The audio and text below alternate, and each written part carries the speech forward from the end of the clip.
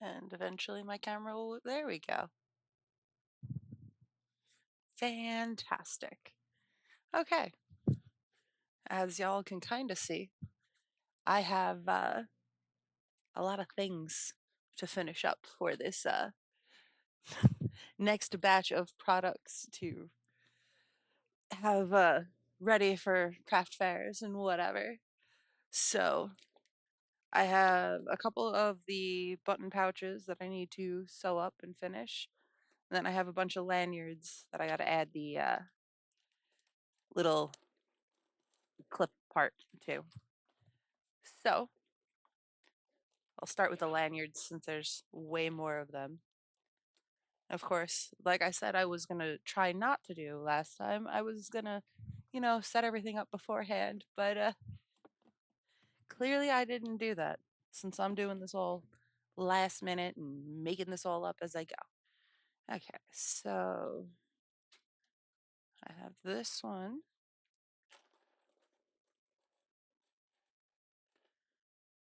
I feel like these, because these are two of the same, would work better off having this bronze one. So I'll do that one first. And this, my collection of yarn needles in a label. Didn't have anything better to start with, but we gotta go start somewhere. So nothing particularly crazy. This is a slightly thicker yarn than the other ones, just to try it out. Um, it definitely is noticeable that the yarn is thicker, and which makes it a little bit more difficult to work with when working with the smaller hooks. Because if you did, you can change the size of whatever you're making based on changing the hook size, changing the yarn size. So let me, as I, try not to disappear off camera again, let me make sure that I stay in frame. Hopefully everything will cooperate and I'll do an adequate job at this whole streaming things and showing things off for people. Just again, basic whip stitches for these and going back and forth a bunch to reinforce it. Nothing too crazy, but yeah, most of this is what I do while I'm at work because my machine will run itself once I hit play. And then it's a lot of downtime waiting for things to cut and be finished. But I only have one more day of work and then I have a week and a half off that I finally took some of my vacation time. So that'll be nice. I'll have hopefully can get a decent amount ahead on organizing my stock, um, stocking up, figuring out how exactly I want to lay out my booth because I would like to try and get at least a mock-up. Like, I have a nice area in the backyard that I can set up my tables and my canopy and be like, "Ah, yes, let me set everything up, make sure I have all of the display pieces that I need, all of the hangers, all of everything, just to get it on, on track, make sure I have everything lined up how I want, make sure I have enough stuff that's in there, just to hopefully keep track uh, and make sure that I can have enough without overthinking, having too much. Let me hide this tail.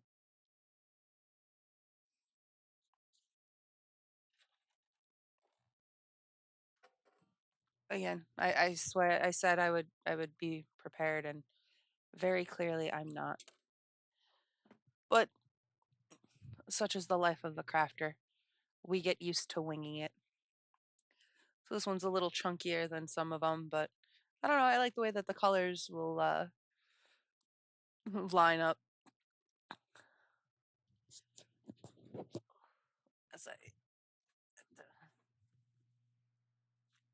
this constant changing of the weather is doing no good for anyone's like sinuses and anything.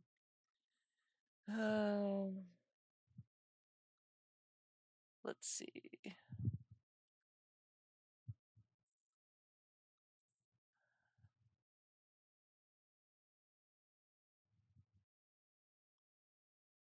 Let's see. I'm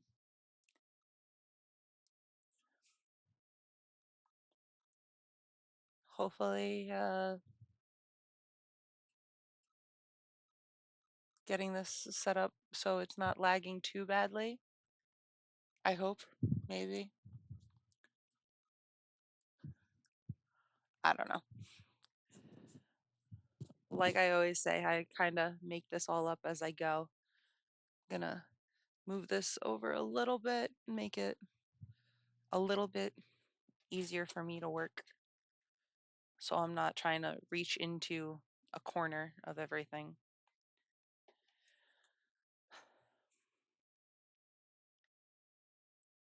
So I uh, I play in my local orchestra, and we got some of our music for our next show while we're still rehearsing our current show. And now normally I'll be honest and make all of the other like real musicians cringe, but I don't practice ever. I might tootle around a little bit at the beginning of rehearsal, or while they're rehearsing another section, I'll be looking over the part that's a little difficult for me. But we're playing one of probably my favorite pieces of music because it features my instrument. So we're going to be playing Sorcerer's Apprentice, and I looked at the music and I'm like, oh no. The whole time I'm looking at that, I'm like, oh no, I actually have to practice this. So I was taking a look at it earlier, and I'm like, this is not the best thing to be practicing after a long day at work of being up 5:30 in the morning to sit here and drive myself crazy trying to get my fingers to cooperate on very fast passages that I've never played before.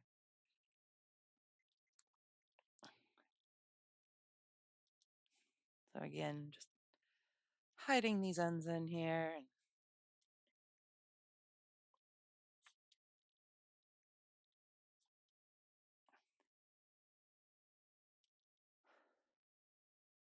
still waiting for the vendor application for the local country fair to go live.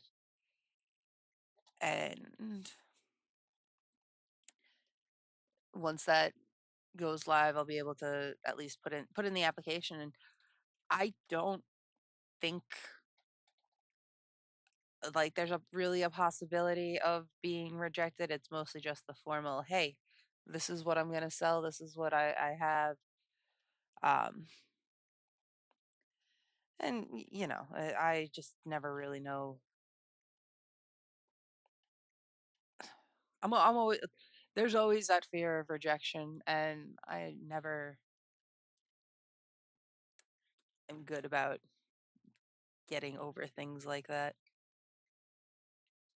But I've done craft fairs before. I should be used to dealing with it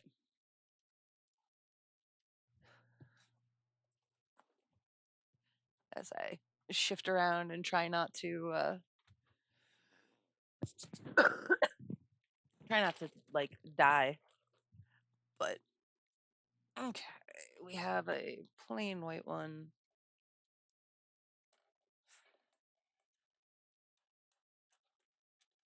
Did we go silver or gunmetal? I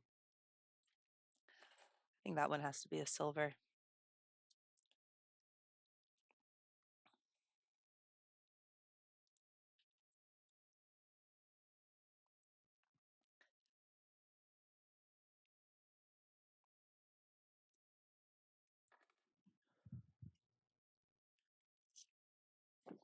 Probably gonna have to go refill that sooner rather than later.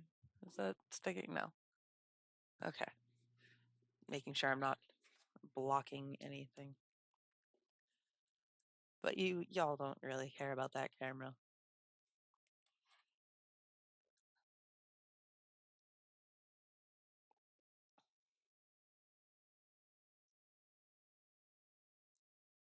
But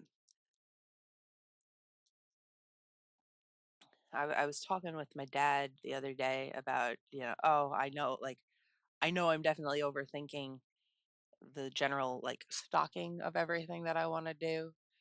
And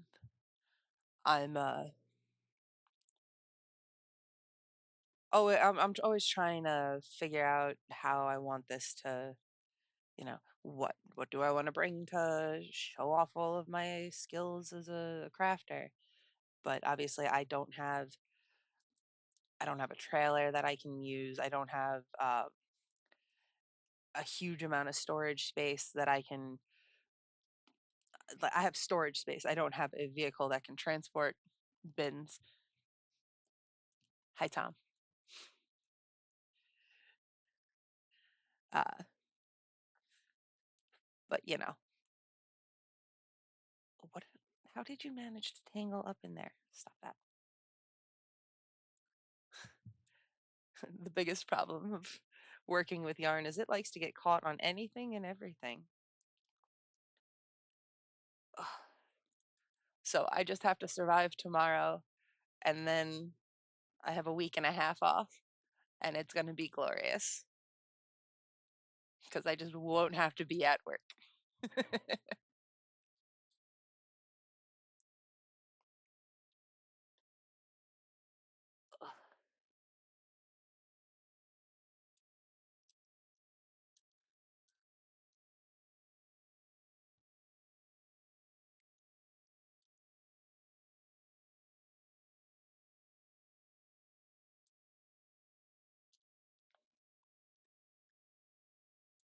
Oh, what's going on for you tomorrow? What level of insanity do you have to deal with?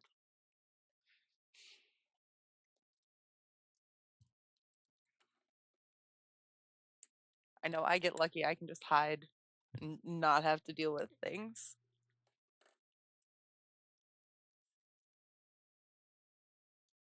Ah, yeah. The worst types of people. I will definitely say out of everybody, sales is definitely my least favorite of any sort of career option for people. Uh,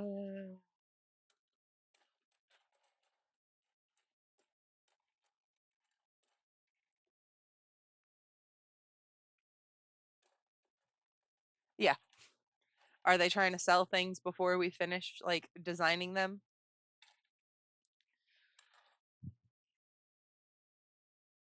Because I know that's always one of my favorite things is, yes, let's sell the things before we can prove that we can make them. Always. History always repeats itself.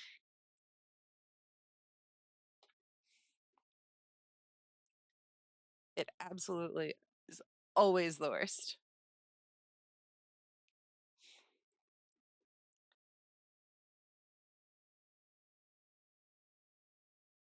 Eh, low customer complaints are in theory. And what? Uh-huh. Uh-huh.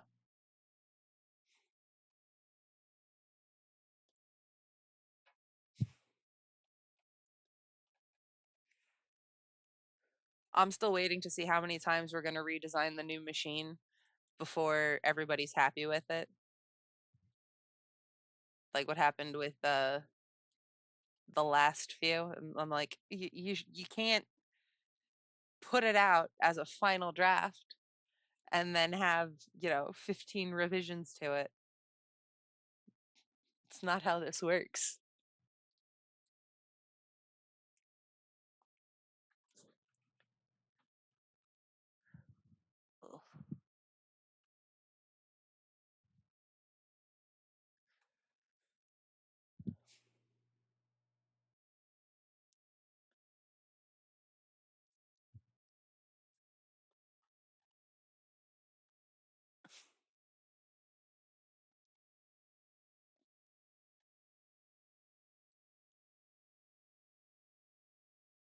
Ugh.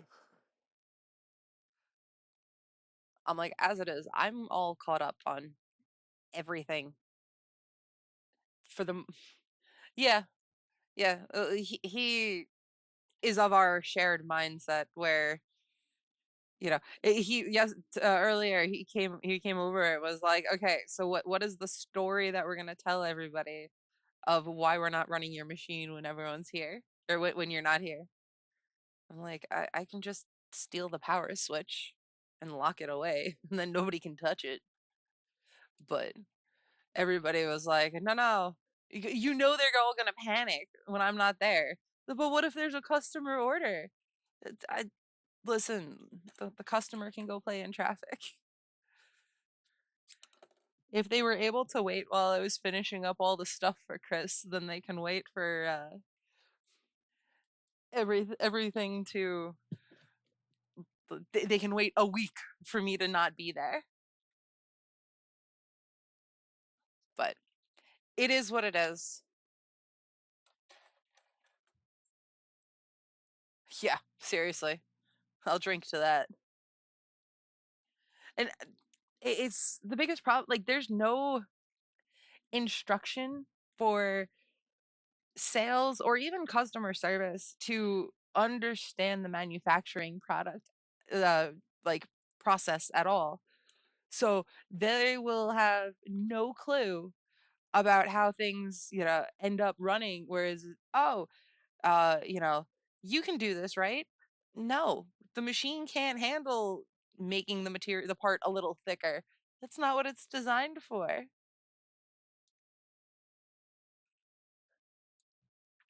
But I've aired my grievances with salesmen many, many times. Ugh.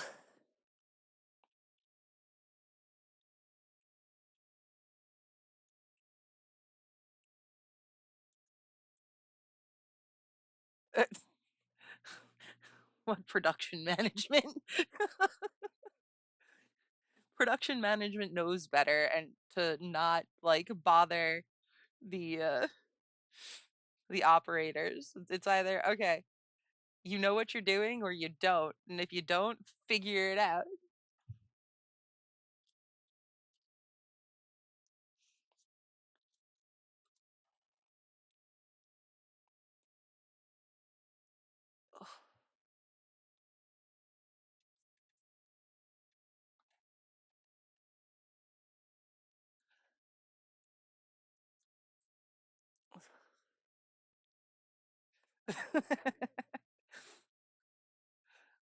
Listen, I sit on my throne surrounded by fire and brimstone.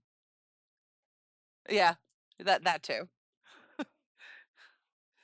Case in point, yesterday the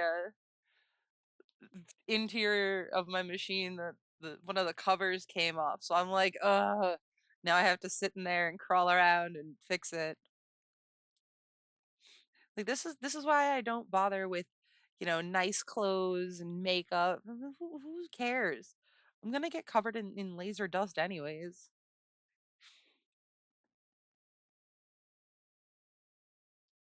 Besides, it's not like I have to impress anyone.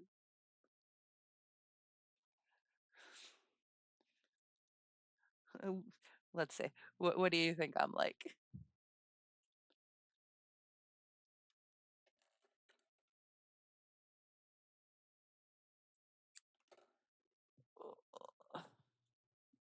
Ow. As I punch my table.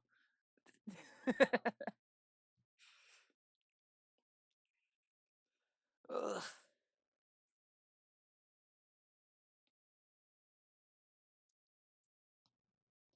Did I manage to twist this one? No, I might have. Oops. Oh, well, I thought something was wrong with that.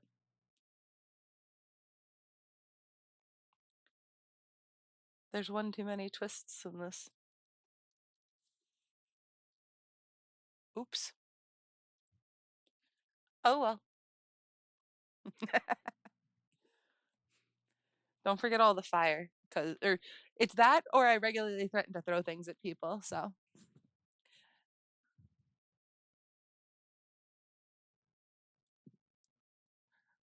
and I definitely like to threaten people with violence a lot.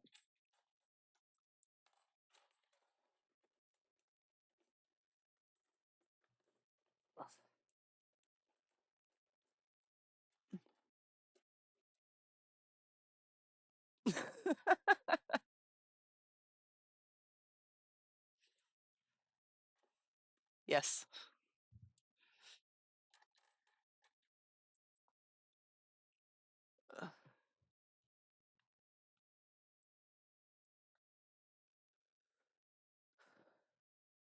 I definitely need to rebrand this as uh, a stitchin' bitch because that's what I end up doing a lot of times. Plus, I like the rhyming of that title. I had a hot pocket earlier.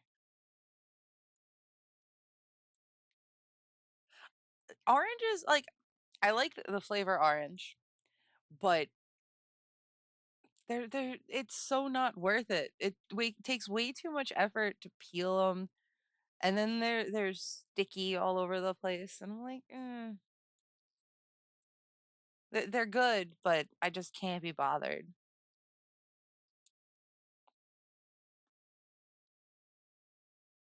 If I have to choose a fruit, I choose apples. Not that they're any less messy, but I can eat through the skin of those.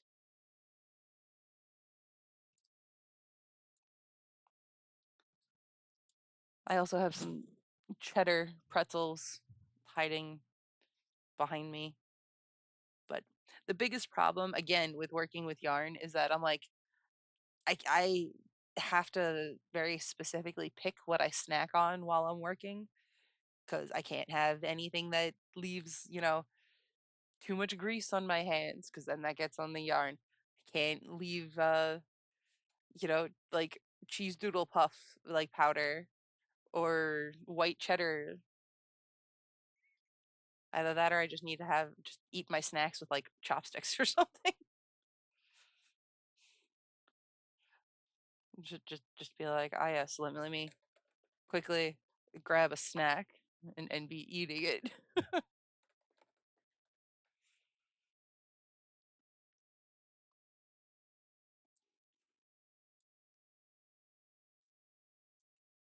Ugh, one more lanyard after this.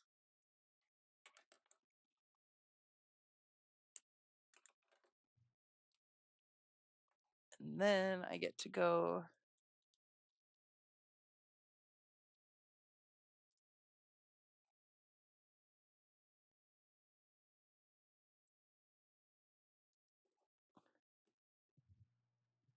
I need to. I don't even know how many of these I've made at this point. I've just been like, ah, yes, this ball of yarn will work for it. So I'll use up the end because that's.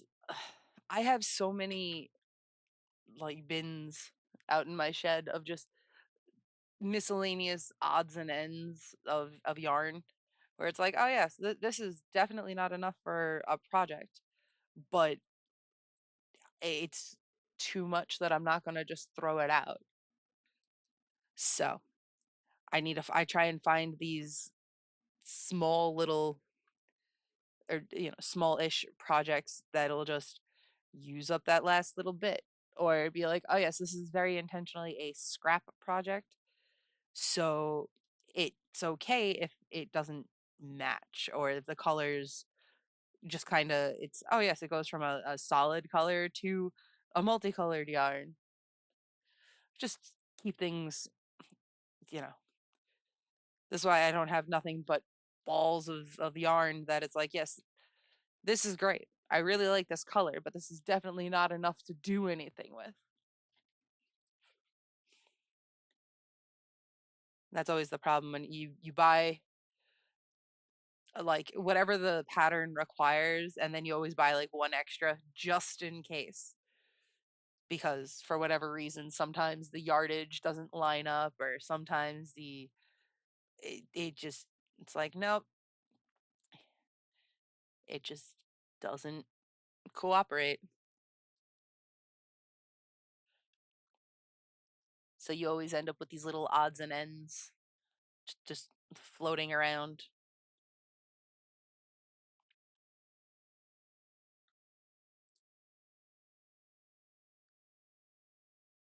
I did find a pattern that I'm going to probably modify slightly. These little teeny tiny coffee cups that end up being like that big. So I'm like, oh yes, this would make perfect keychains and possibly earrings. But I'm trying not to buy new yarn unless it is for a specific project, like the fingerless gloves I was doing. Like, okay, I have some of this yarn, and let me get some more color variations,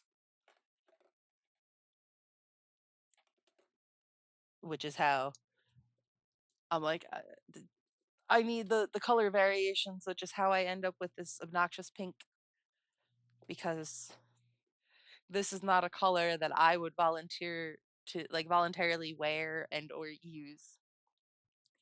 So, okay, I have three button pouches,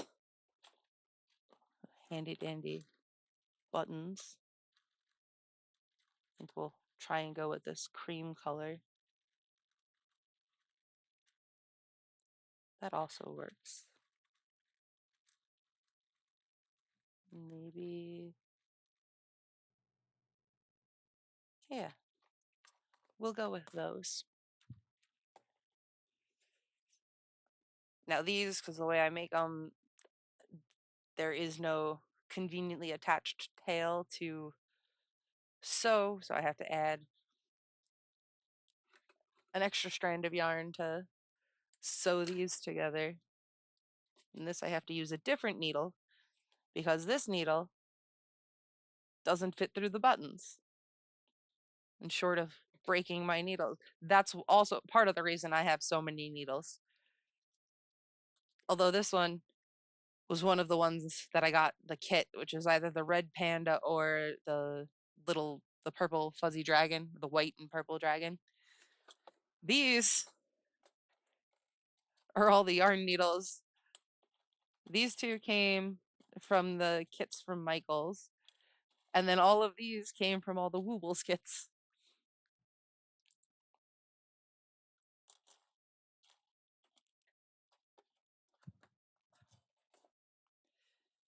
But the worst part, it's always like a challenge to find a needle that works, or a hook that you're comfortable with just all the variations that exist.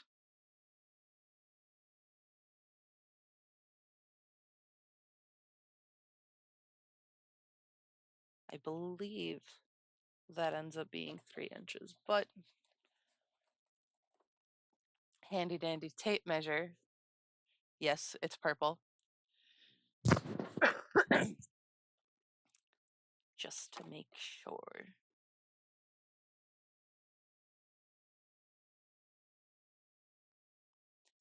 So I'm lining up the stitches to make sure that it's a nice even, and so I can line it up on the other side. Put this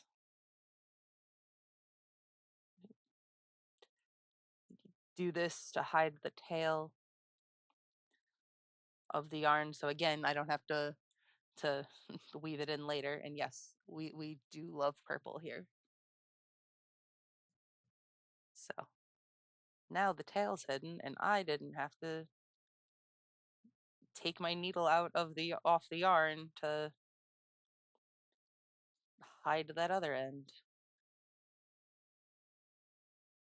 And I cut such a long piece of yarn to sew this together. This way I don't have to cut new pieces for each of these since I know I'm sewing 3 of them together. I'm like, yes, let me just cut one and then once I weave it in, I don't have to rethread the needle. So this one's just a simple I'm going back and forth through what's known as the posts of the stitches, just in a very basic whip stitch.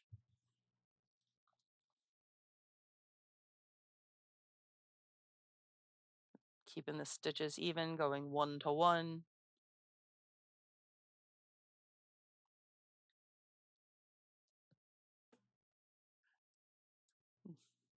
Not a crazy exciting process, but it definitely keeps things it keeps my hands busy. We'll use that and we'll stick with that terminology. Lets me have fiddly bits.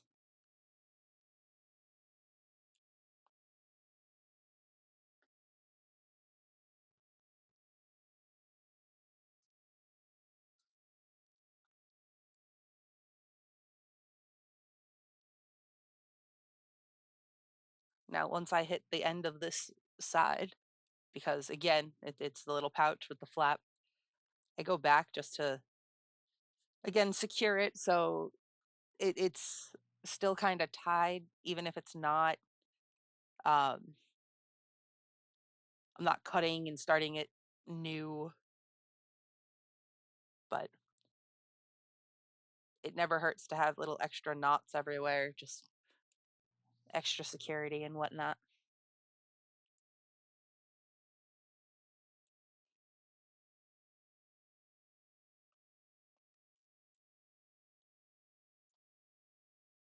And then I'm going to, again, with the same tail of yarn, I'm going to go about halfway over so I can sew the button on. And I don't have to stop, I don't have to break the yarn. I don't have to tie a new one. So there's more knots and more edges I have to hide.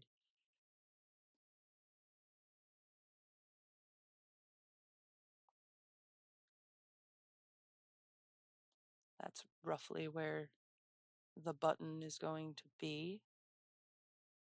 So I bring the yarn down to the stitches.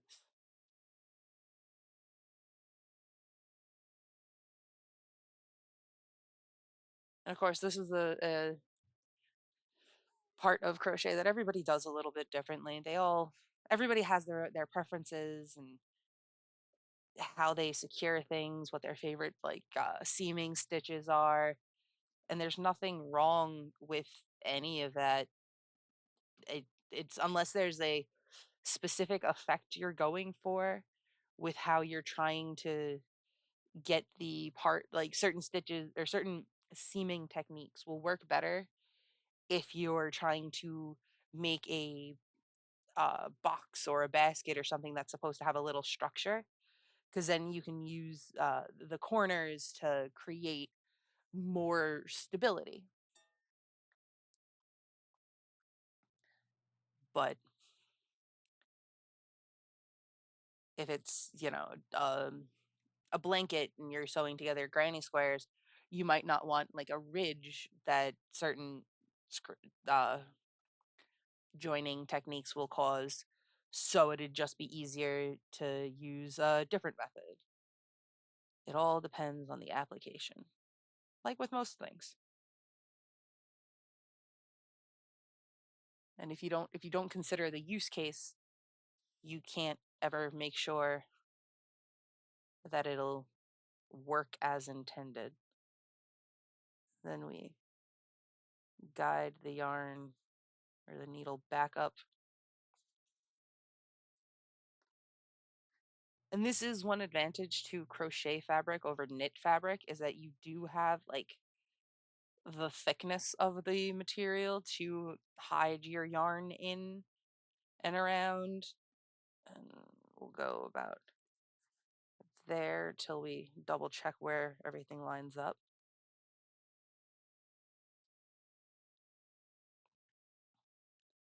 And that was my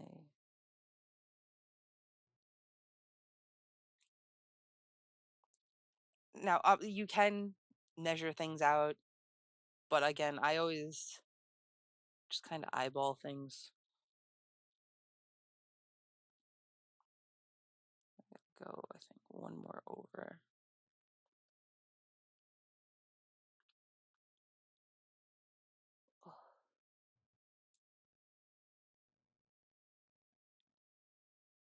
Let me go from here.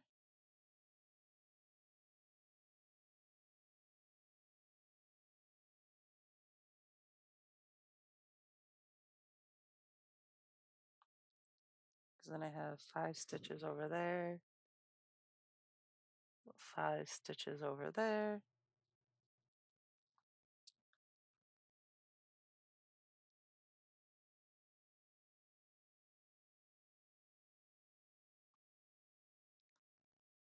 And I'll start this definitely by, again, doing that little back and forth knot type thing. Just again, this way it sort of gives the yarn a place to stop from bunching up if it gets caught on something.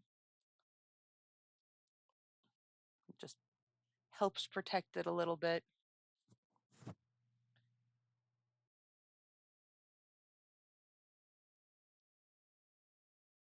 And this way now we're going to have sewn this whole thing together without having to sew one side, cut it, sew the other side, cut it, and then attach the button. It's all done in one swoop, and it uses up a little extra yarn.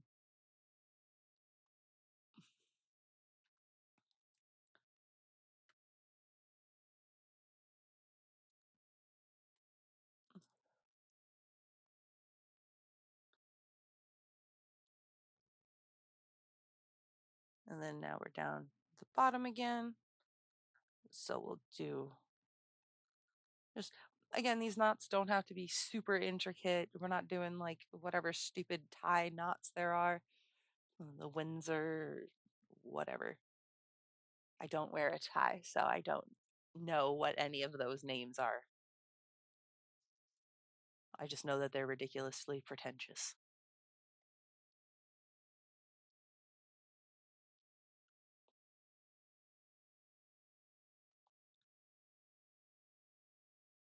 And then back through these stitches to hide the tail.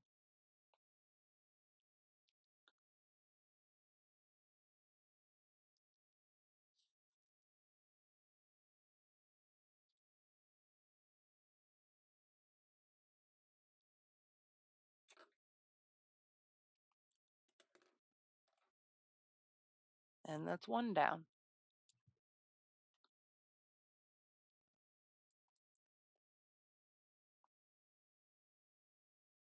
And of course, most yarn, anything will stretch. So it's okay if it looks a little small at first, because you could either block it into shape, which usually involves like wetting it or steaming it, and then pulling it and pinning it into shape. But with this pattern, you don't have to uh, block it so much as it'll just kind of form into shape when you have things set up. So I have these two, and then I have some keychains that I gotta sort away into my fancy keychain bins.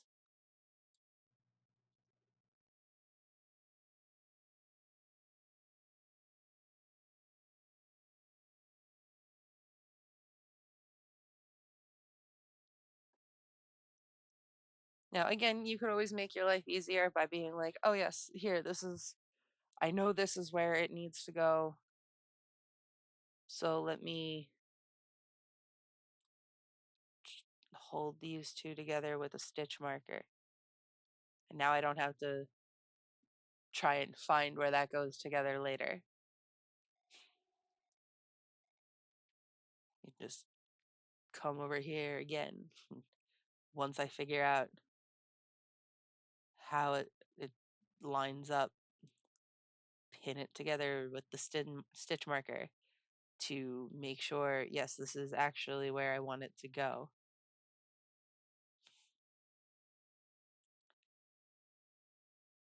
Which is there, I think. That.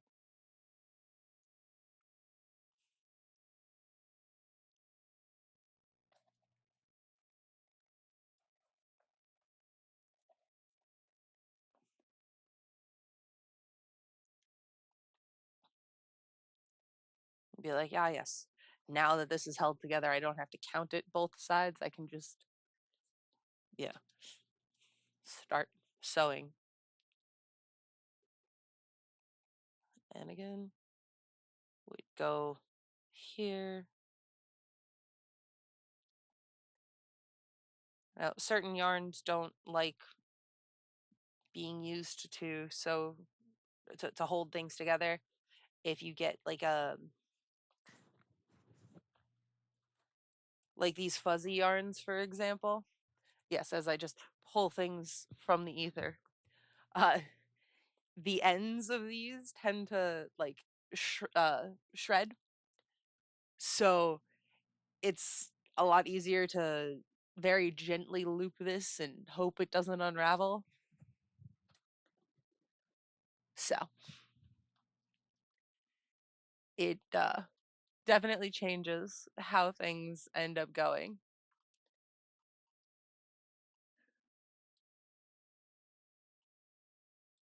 So,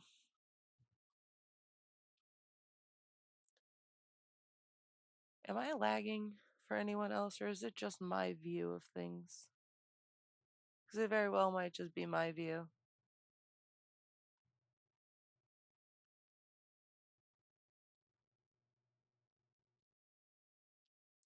Because it says everything looks good. It might just be the fact that I'm streaming and also trying to use the same device to watch my stream. Who knows? So I am going to close that for now. And yeah, we will see. Hopefully this doesn't lag too badly.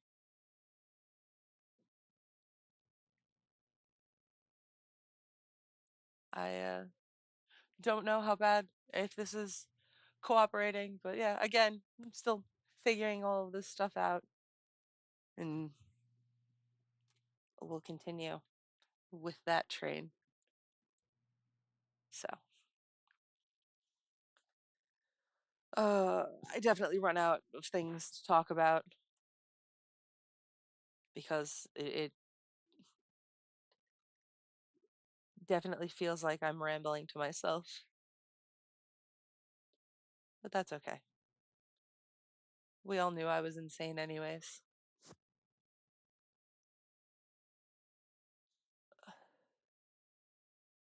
But it's okay. Us crazy crochet people are the ones who we make the things so everybody else can enjoy them. We don't have to be understood to do it.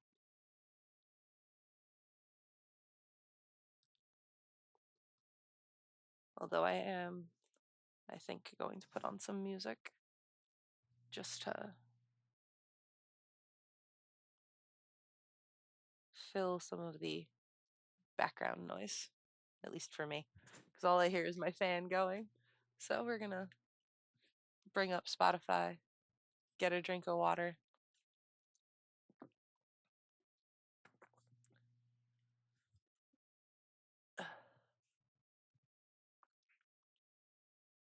And yeah, no, I think Twitch is just lagging for me because I have it streaming, recording, and my laptop is it's good, but not necessarily that good. So we're gonna just play some classical music here.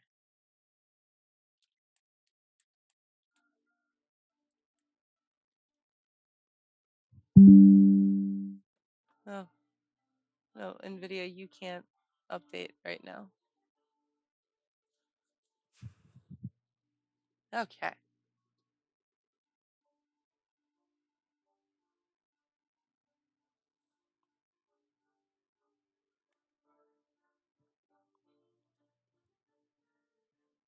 There we go.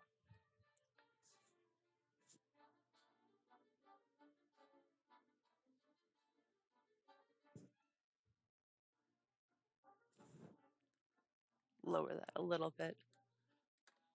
We don't want copyright strikes here.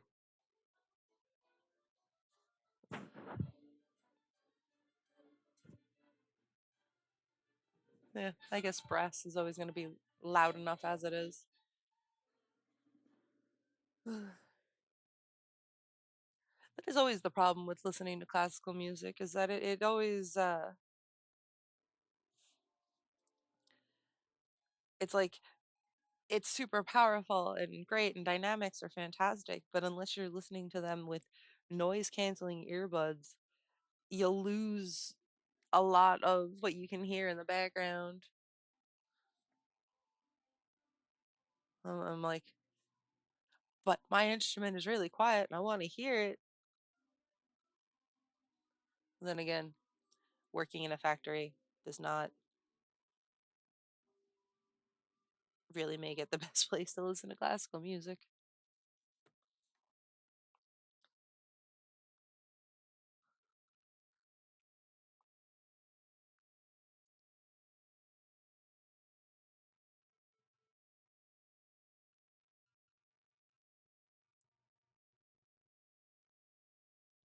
Okay.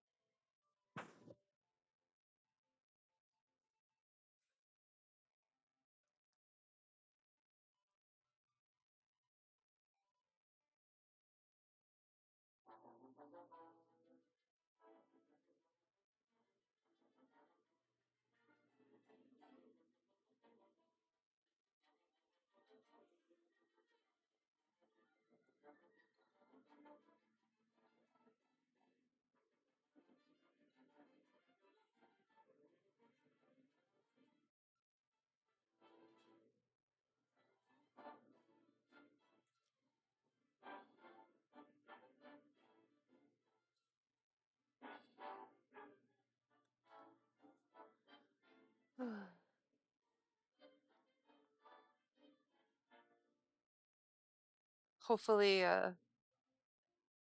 during my PTO, I can do some longer streams. Maybe, hopefully, get a couple more followers, get closer to the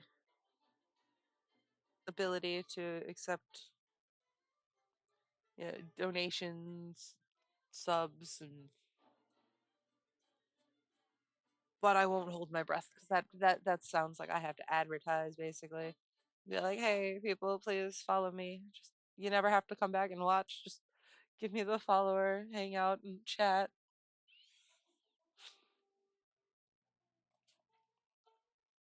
But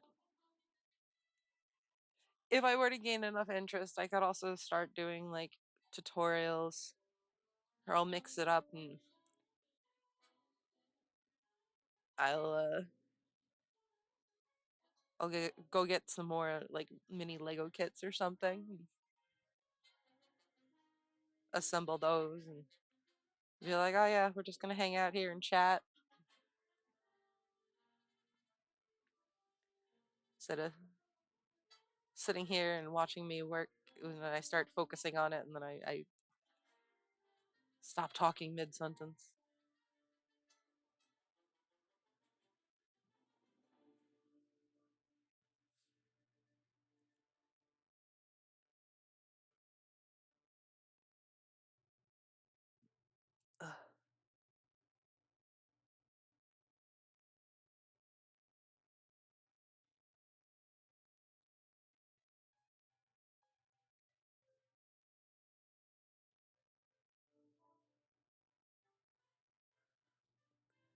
The wonderful thing about listening to classical music also is the fact I do play in, I've played in bands, I've played in orchestras, and it's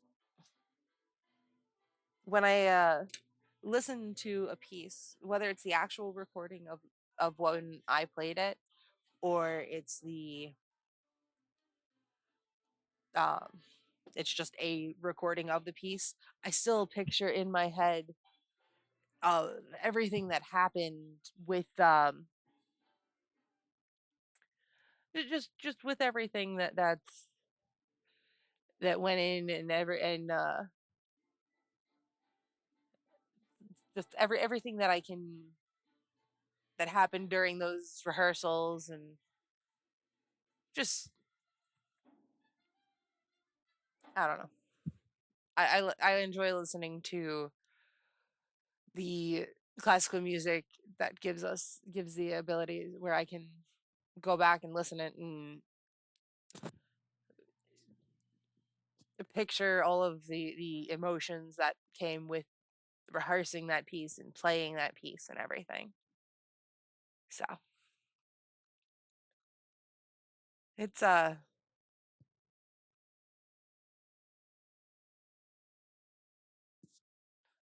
it's definitely a nice, and the fact that there's no words that you have to try and figure out.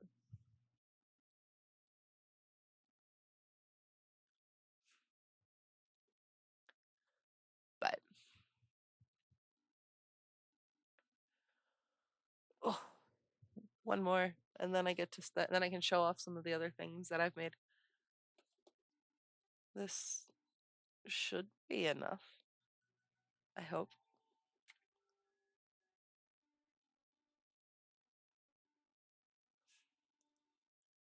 I also have the ability that when I'm sitting here listening to the classical music, is I can still picture the sheet music as if I'm staring right at it to play it, and it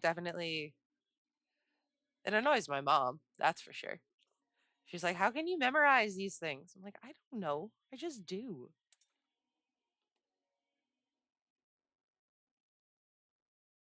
But since she's a much better musician than me, it's my one little thing that I can hold over and be like, "Yeah, no, I can do that. You can't."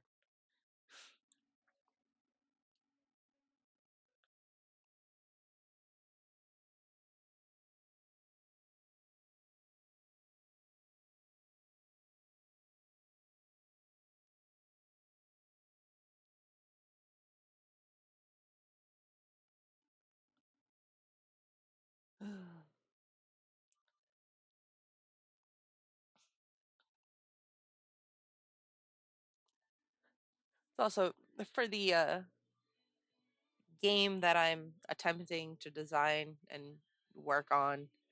Uh, a lot of the background music that I'm planning have kind of sort of worked on. it's I'm using the classical music as a lot of its base of oh yeah, this like two measure segment from this one song that I played this one time.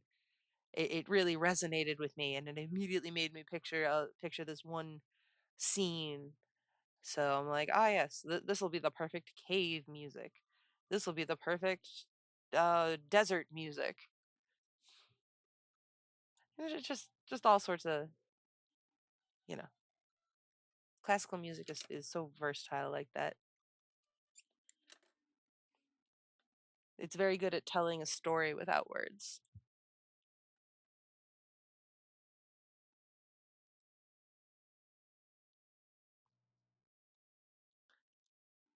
because it goes back to the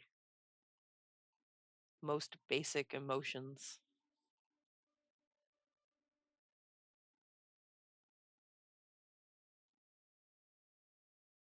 Ugh.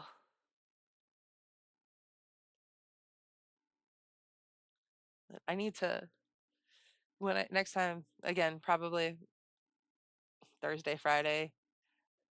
I'll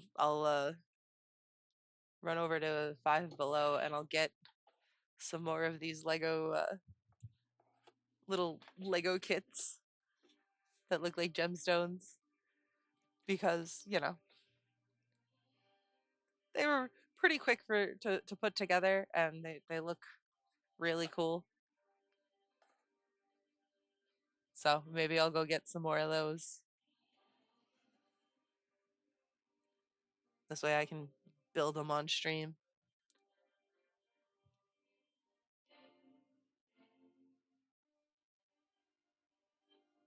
Mix it up a little bit with between the yarn craft and then the Lego stuff.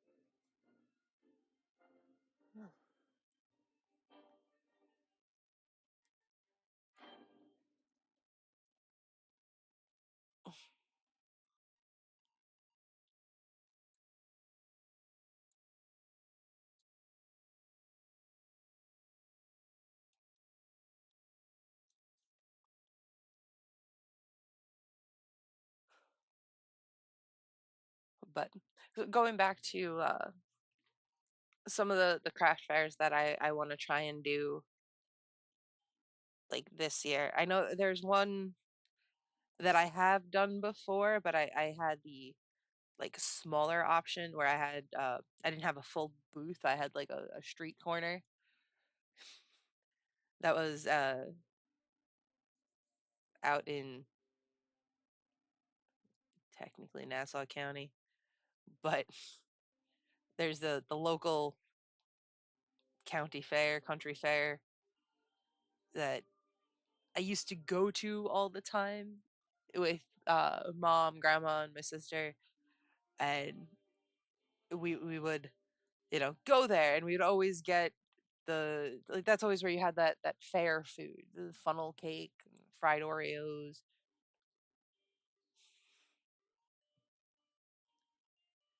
But I definitely want to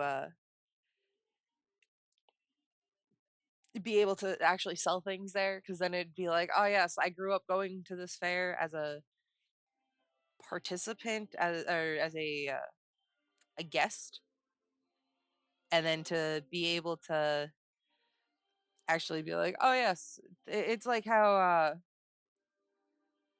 my dad grew up going to watch the Turkey Derby in Wall Stadium every year, and eventually we want to be able to run a race car at that track, but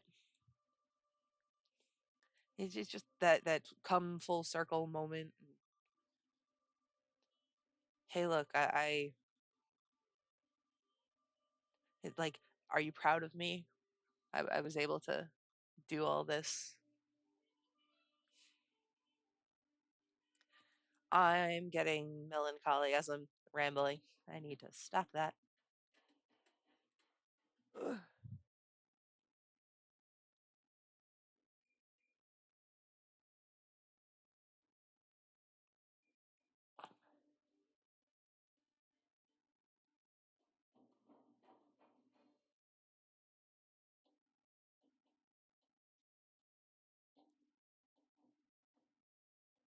I'm debating if I want to get coffee in the morning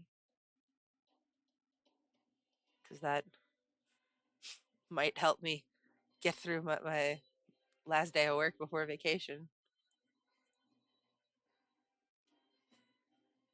Uh,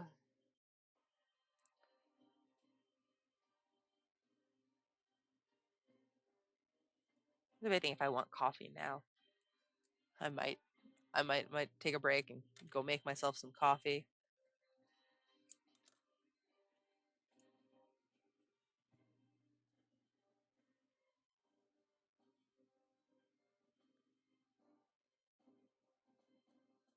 There we go. And there's that. So that puts an end to all of those things. Now I have the fun and exciting. Let me show you what else I've made so that I can sort it.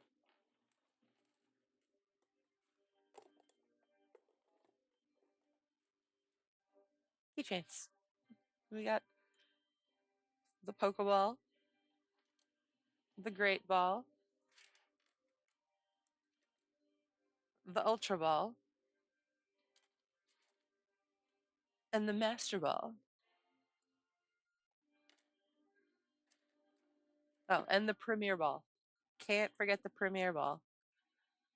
The whole, the it's more efficient to buy Pokeballs in bouts of 10 than it is to actually just buy them all at once. Although in the newer games they fix that to where you can just buy the quantity and you'll get the appropriate amount of Premier Balls to match, as opposed to having to individually go 10 at a time.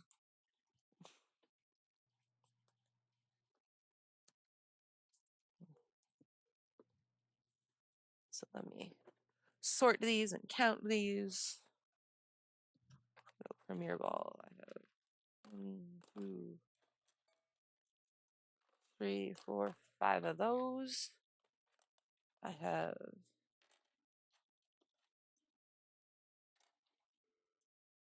5 Master Balls.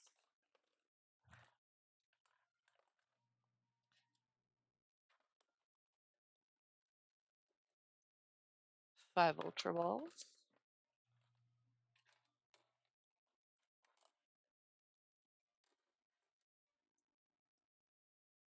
5 Great Balls.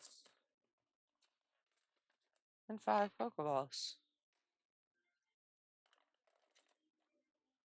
And here's the chicken keychain that I made because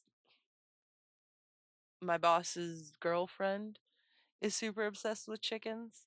So she always ends up wanting a chicken themed thing. And hey, this is small enough, quick enough, cute enough that I'm like, yeah, I'll slap a few of them on a keychain. And then we have the teeny tiny mini owl, which is a slightly modified pattern of the Wooble. So it's like Mama and Baby Hedwig. But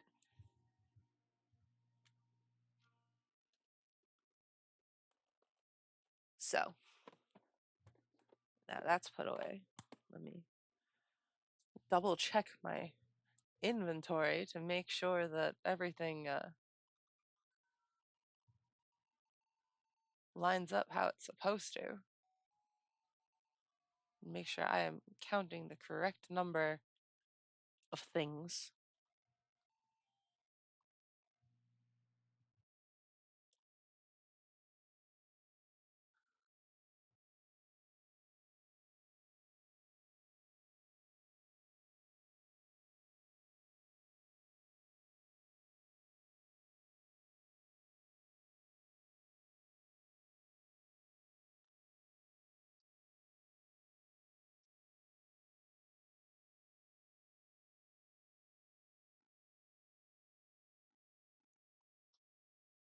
Okay, we have the keychains.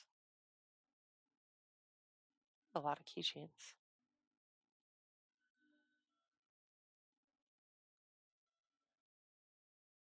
Okay, those are correct. And then the lanyard, let us see how many I have. This is all part of that craft fair prep. Let's make sure the numbers are right. So,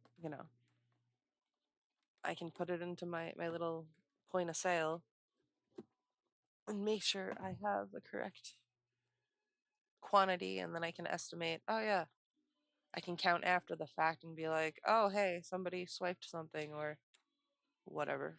1, 2, 3, 4, 5, 6, 7, 8, 9, 10, and 11. I need some other colors in here. I need some like reds, some blues, like darker blues. I don't know, maybe some like yellows. I said 11, right? 1, 2, 4, 5, 6, 7, 8, 9, 10, 11. Yes. Okay. I have 11 lanyards.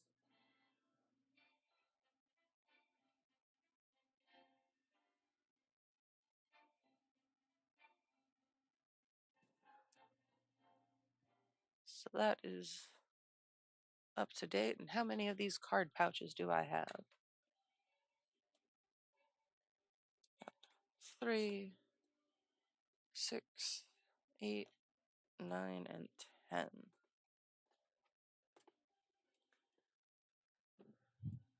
Great. Yay. Um,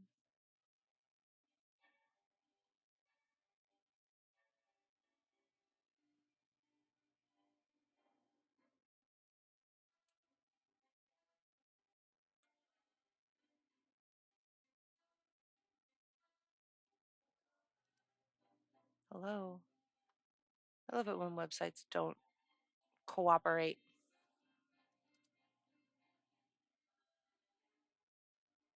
Great.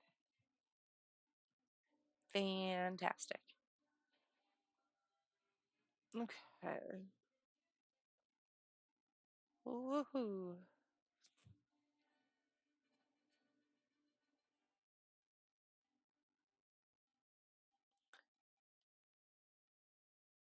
Okay. Da da da.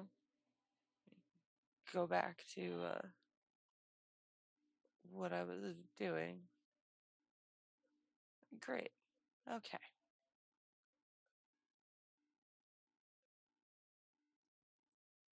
Okay. Probably should have switched to full screen for that.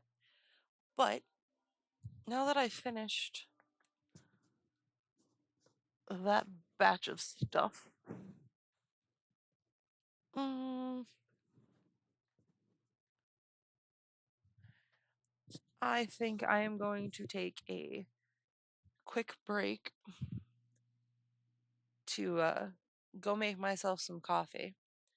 So I will also fill up my water bottle at that time. I will be back in like 10 minutes, if that. But so, coffee. I'll type it in chat in case somebody comes in. If I can type correctly. Coffee break.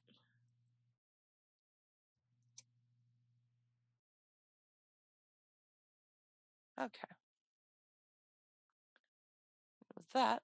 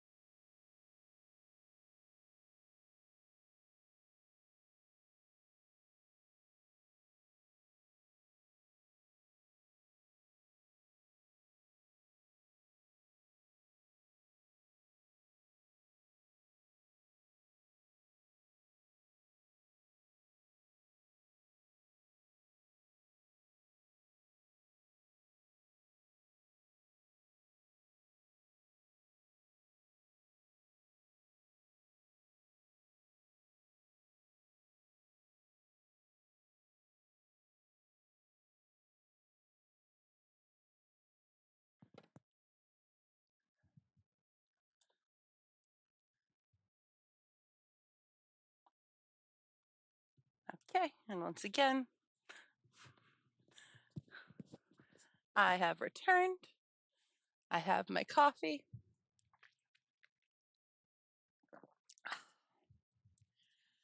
Just what I needed. Get the classical music to play, and we'll work on this other wrist warmer. Ah, as I run into my other camera. It's okay.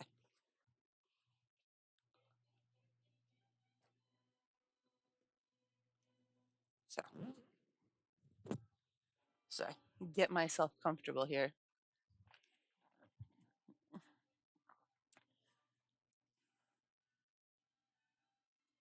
Ugh. Okay, we'll go back to actually crocheting.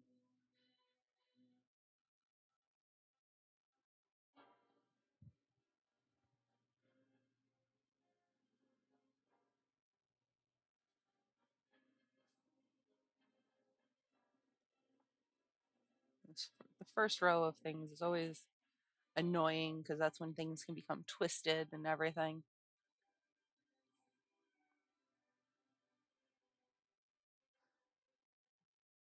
But we will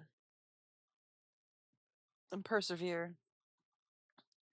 This particular yarn is also a little annoying because, as you can see, it has the little sparklies in it,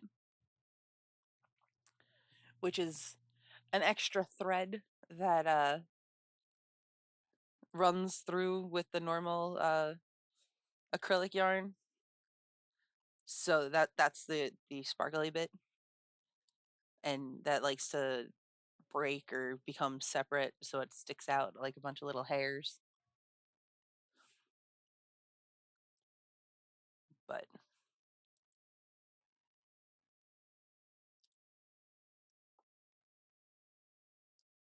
it is what it is.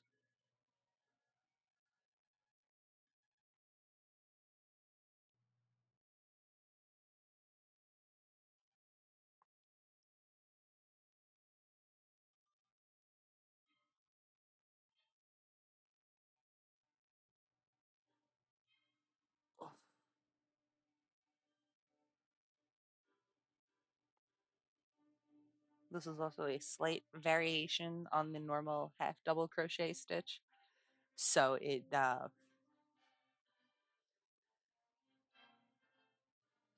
trying to remember what stitch I'm supposed to be using where definitely gets a little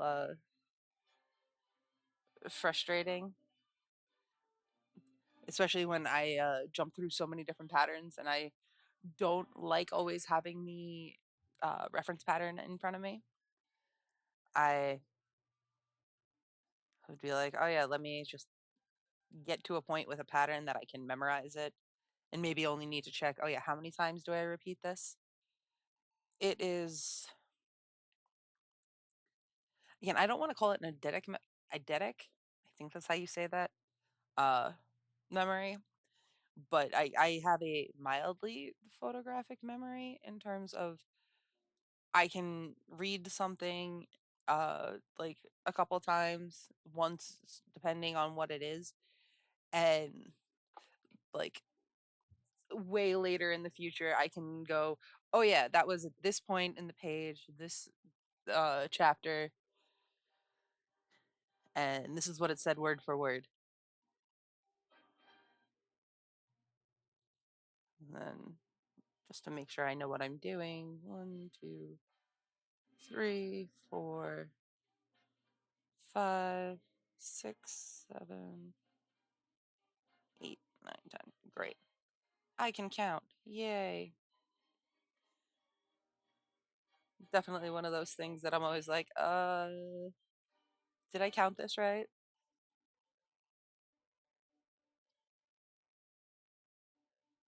And this time, as I have to do these step up rounds, I'm weaving the tail in there. Again, just to make it a little easier when I'm so I don't have to weave it in later.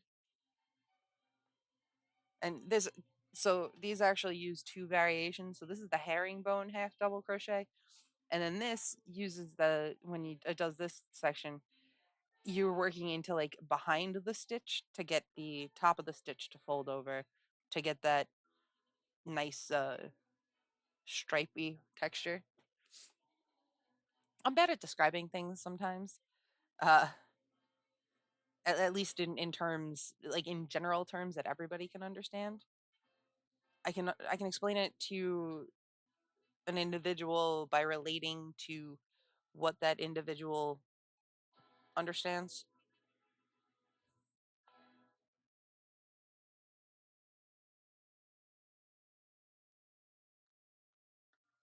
But that's why I don't make a good general educator. I have no patience to explain the same thing 15 times. I'll tell you where the source material is located. Go reread it yourself if you don't understand. And if you still don't understand after that, then come uh, for some additional specific instruction, but not any sort of, oh, in today class, this is what we're going to learn. So it is what it is.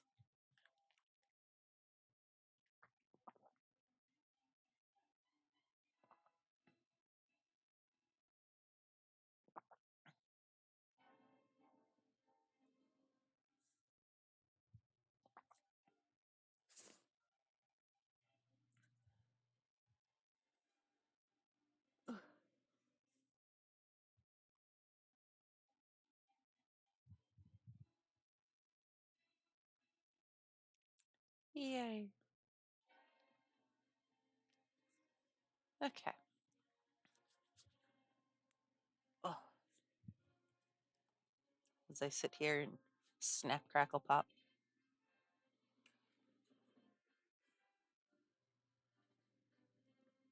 Again, trying to keep the actual crocheting in frame so people can see it. Maybe at some point in the future, I'll go back and edit clips of a segment where it's like, oh yeah, here's where I made this thing start to finish. And this is how long it took me.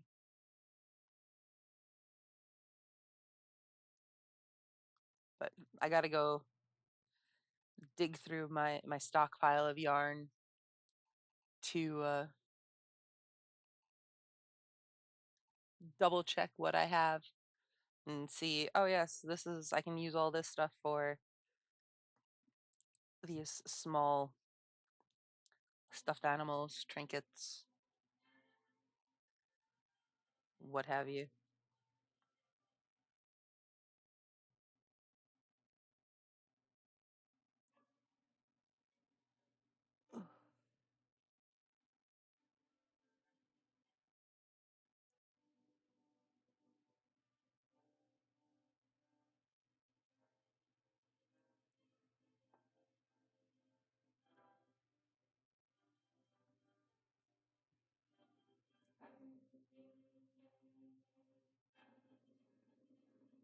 But yeah, no, these wrist warmers take me uh, definitely more than an hour to make, just because again, the yarn is a little finicky, but it gives that nice like effect to it. So this is the only yarn I'm using for these wrist warmers in whatever colors I can find. And then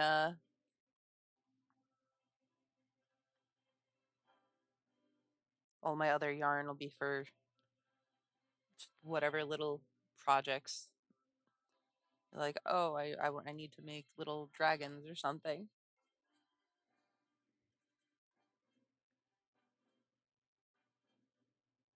But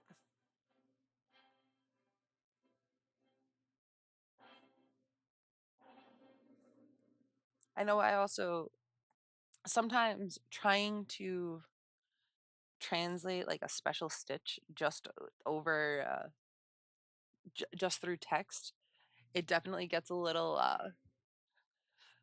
like you have to read through it a couple times and it's a lot of huh, what are you trying to ask me, what do you want? So it's I know videos are super helpful, but even just like basic pictures would be like, oh yes, insert hook here and show it off. But again, I always have to think of everything backwards because I crochet left-handed and I'm right-handed.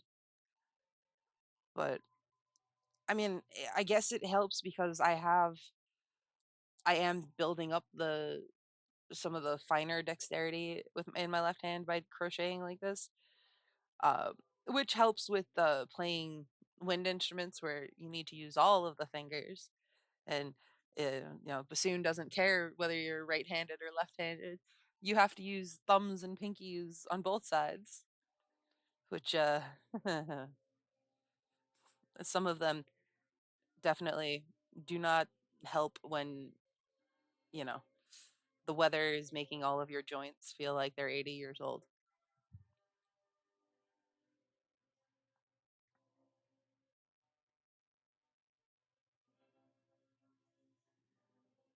But such is the price of art or something.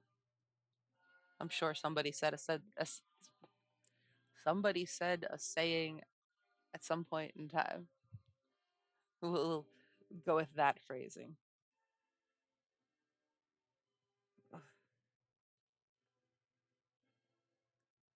This is definitely way more of a proper posture than I sit when I normally work on these sort of things.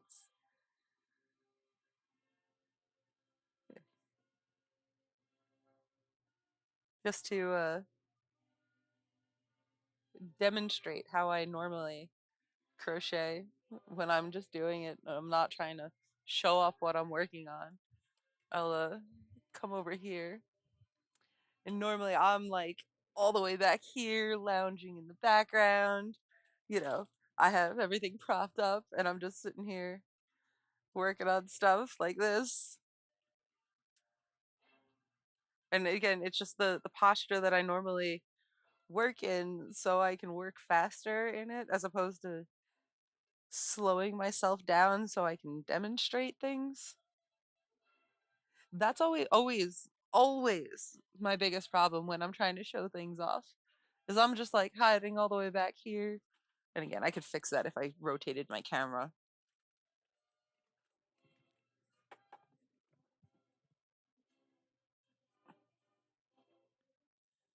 Ugh. My crochet hook tries to run away. All the other wrist warmers try to escape. I run into my camera. It it is a mess. I'm a hot mess. This whole thing is a cluster. Okay. Anyways, we'll go back to this angle. I'll go, you know, go down a little bit. Come back here and actually show off again. Because I'm sure that if anybody actually likes to watch either the VODs on YouTube or just hanging out and even watching live, I'm sure it's a lot more interesting to see the actual yarn being worked than just staring at my ugly mug and chilling.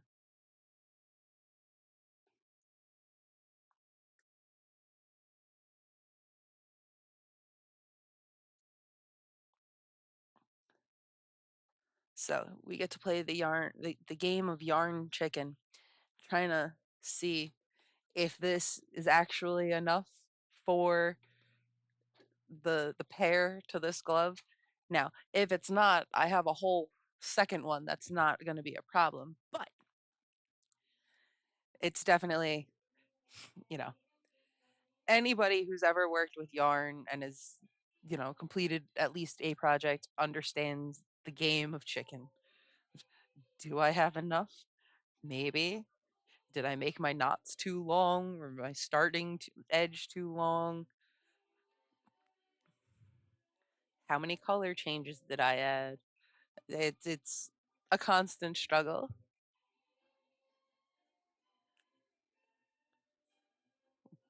But and then of course you have when the yarn likes to decide to try and eat itself. That doesn't help anyone, especially with this type of yarn, because you have to very carefully finesse it apart before it starts like felting to itself almost. And then you end up with giant messes. That's the other reason I want to try and like slim down my yarn stash as much as possible, because this way, hey, I can go through it and I know everything's been bought, within the last year or so, as opposed to, oh yes, this came from somebody's grandmother. There is no way I'm ever going to be able to match this for anything, but it's not actually enough to complete a whole project.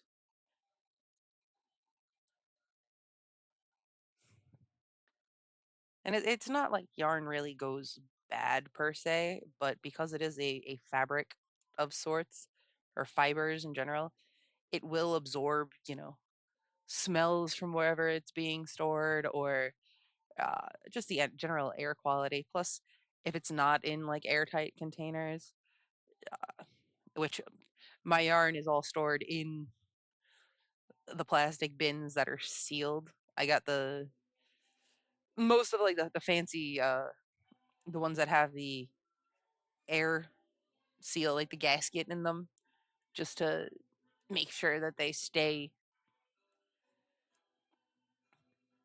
sealed. The yarn stays clean and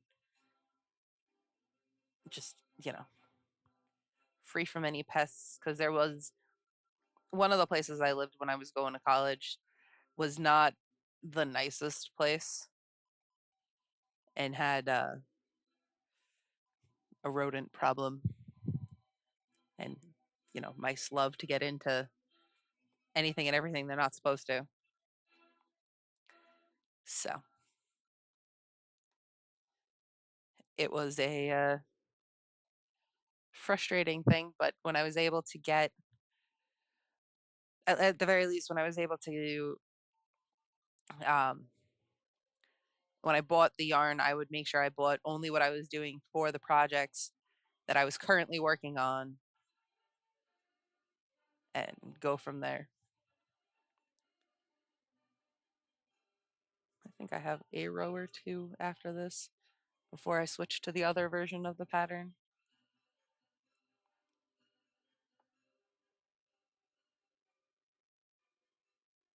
And then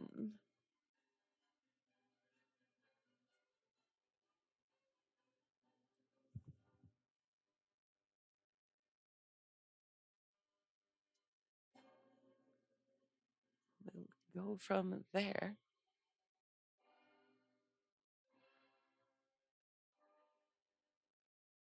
And then I will figure out what my next batch of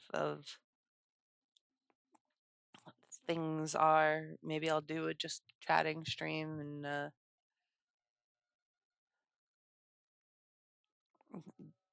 get some of those Lego kits, because I think my streaming schedule for the most part will be a like Tuesday, Friday, Sunday, with Sunday probably being a morning stream and Tuesday and Friday being later, like 7-ish. Say 7-ish because it all depends on when I actually, I get home from work. I got to go do things. Um, I know there will be one Friday. I think not this Friday, possibly next Friday, that I won't be able to stream because I have a concert that I'm playing, and I know at least think it's the same weekend that Sunday might be a shorter stream because we have to go to the grandmother's house. Two, three, four, five, six. One more.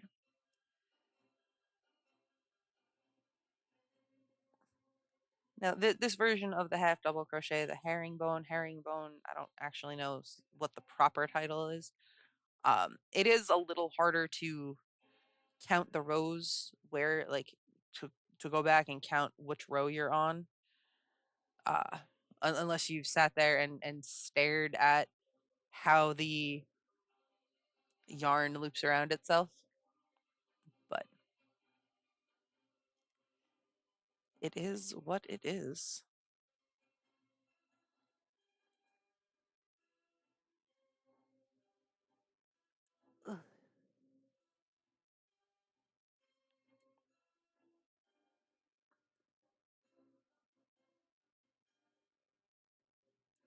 Going back to the conversation on the conversation, but my comments on classical music, the piece I'm listening to now, which is "Consecration of the House" by Beethoven.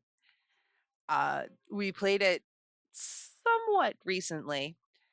I say that it's probably 2 years ago at this point, but I remember there's this one section where normally when bassoons have a fast line, it is like doubling the cellos or something of the sort.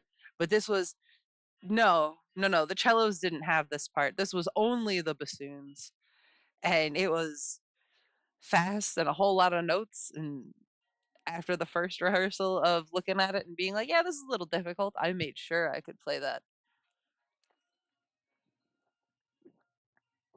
which definitely brings me back to the very first time. It was my sophomore year in college. I was walking across the quad, and the band director came up to me and was like, "Hey, I was just talking about you." Now, mind you, I played clarinet at this time, and I've been playing clarinet since second grade, which was a long time ago at this point. I graduated high school in 2010.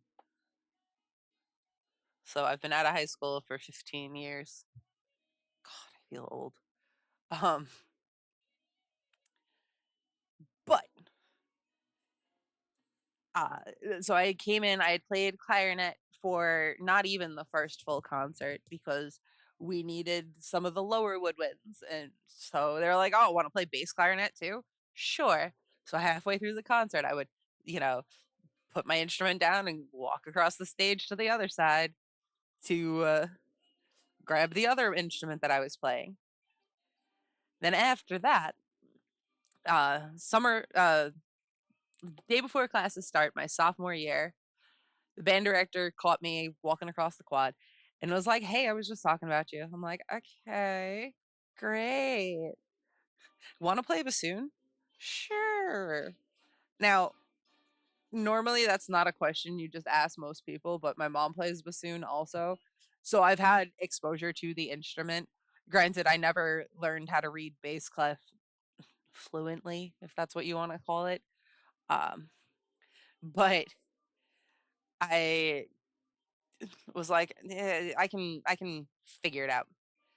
So they had a student instrument. They bought the reeds. They paid for a year of lessons to help me, like, just quickly pick up the instrument. And the first piece we looked at, the very first rehearsal, was American Salute, which it's Johnny Comes Marching Home. Everybody probably knows the melody, if not the actual name of the song, but it is one of the few pieces that has a bassoon feature in it. Now, I had I knew how to put the instrument together again because mom plays bassoon. And but I could barely read bass clef at that point. I knew the basics of, okay, I could read the notes, but I don't know where the notes translate to on the instrument. But that first rehearsal I looked at, I was like, this is not gonna happen. That's a whole solo that I don't know how to read yet. Uh, However, I had one lesson and it was the following week at rehearsal, and I played that solo, you know, in its entirety, and everybody, I got like a standing ovation from the band because they all knew that this was my second day like really playing the instrument, and it's gone ever since. Now I it is part of my identity. 2, 3, 4, 5, 6, 7. Okay, so now we're setting up. So we get to do a row of regular half double crochet to set up for the fancy working in the back of the stitch.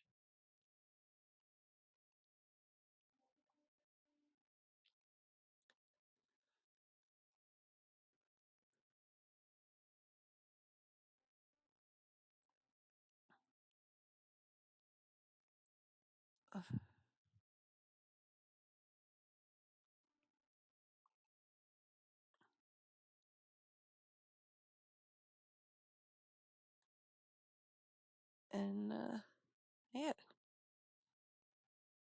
as you may or may not be able to tell, the regular half double crochet just goes a little quicker because it's a combination of, it's a smoother motion because it's just here and then everything all at once, as opposed to the other one where it's you do this, but then you take just that um you just take one loop off the hook as opposed to everything. One of these days I'll do a basic tutorial of, hey, this is how all of these stitches work. And hopefully I'll do that on like, maybe that'll either be a Friday night stream or the Sunday morning stream. Then again, I don't think the Sunday morning is gonna stay Sunday morning once race season starts picking up, because it's we are out of the house by like 10:30, 11 in the morning, and we're lucky if we make it home before midnight. Because I mean, the racing doesn't usually go that long. The racing will usually end around 10:30, depending on what we have going on. But because I work at the track, uh, and I have to hang out till everything's done and wrapped up, and we go off the air, um, I'm stuck in the booth over there, and then Dad likes to socialize, and granted, I also like to socialize in the pits afterwards, have a couple drinks, hang out, and then the track is about 45 minutes to an hour away from our house. And yeah, plus when we're pulling a trailer, makes it take longer because we have to take, you know, very specific, not uh you can't take like Southern State Parkway with a trailer. You're not supposed to. That trailers, buses, the like commercial vehicles are not supposed to be on the parkways. It doesn't stop people, including like those U-Hauls. You're not supposed to have U-Hauls on the parkway, but that doesn't stop people. I always get nervous. I always make sure I slow down a little bit if I see a U-Haul ahead, because I don't trust the drivers of them to avoid the bridges. However, when it comes to those bridge heights, most of the time the signs are actually lying, and there's actually like 8 to 12 inches extra above what the sign says. Just fun little tidbits.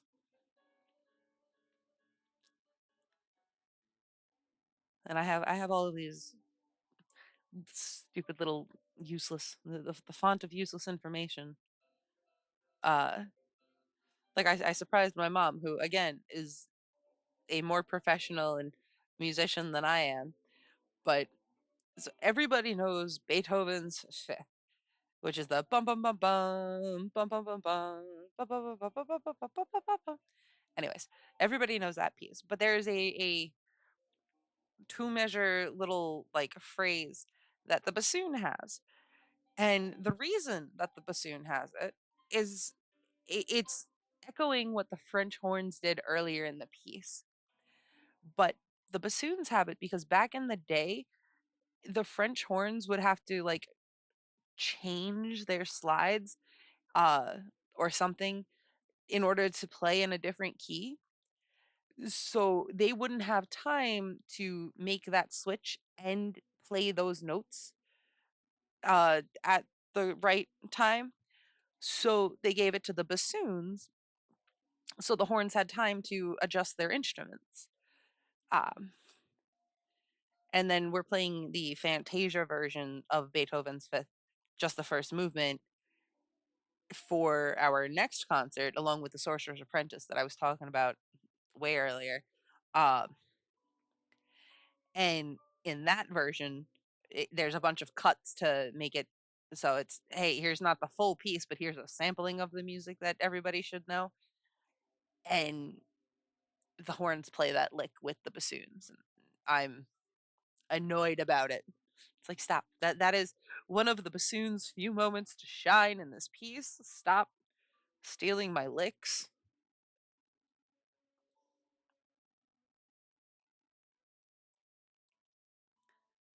But I'll get over it. We are playing the entirety of the Sorcerer's Apprentice, and that is a pretty heavily bassoon focused piece.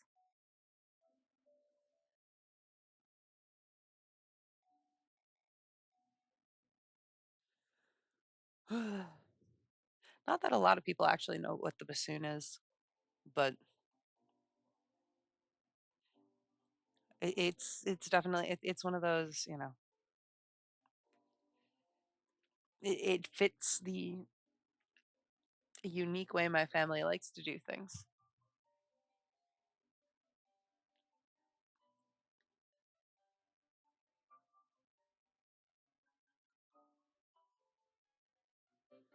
Ugh.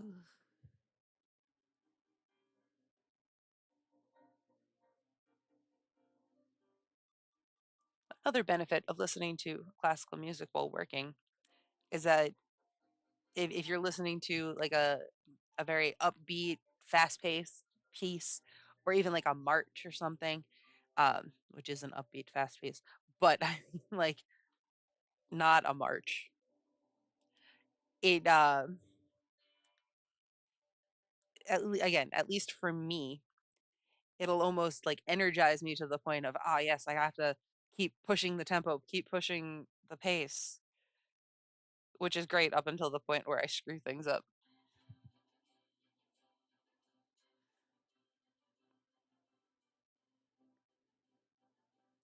But such is life.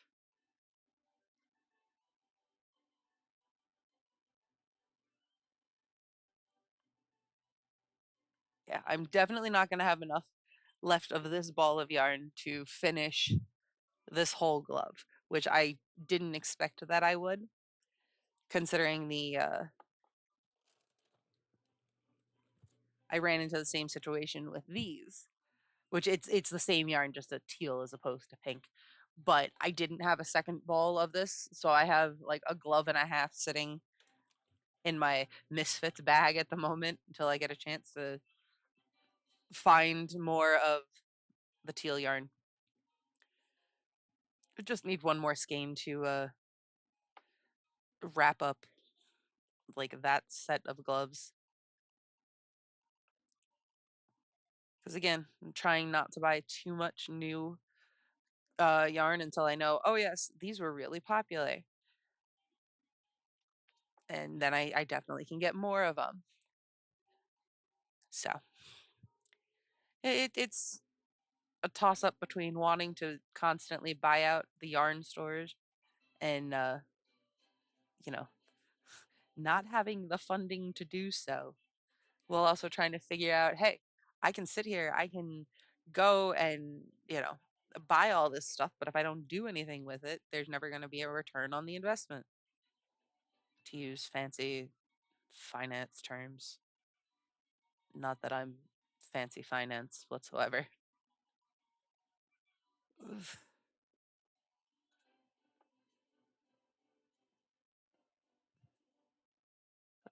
8, 9, 10, 11. So on 11. Sometimes the way that I will mumble under my breath while I'm crocheting, like even when I'm out and about, just to be like, ah yes, let me continue to once I've counted, and this way I can keep my place. Definitely, it causes me concern,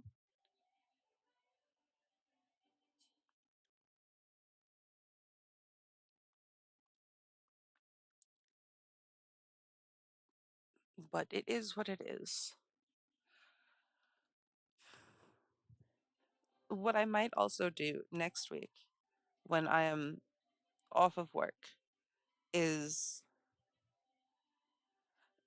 maybe do like, oh, let me stream for a couple hours in the morning, stream for a couple hours later in the day, just break it up,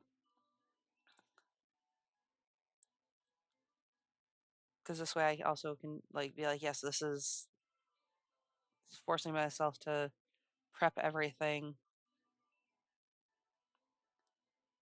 and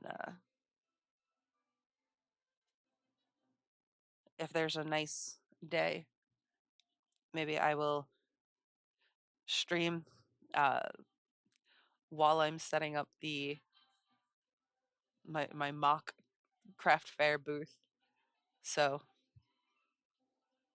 people can come and see, hey, this is what to look for if you're ever at a show that I'm doing. So y'all can come find me, say hi, and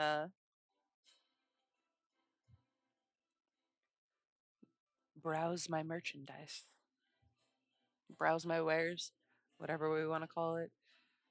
8, 9, 10, 11, 12. Next row, I switch back to the herringbone pattern.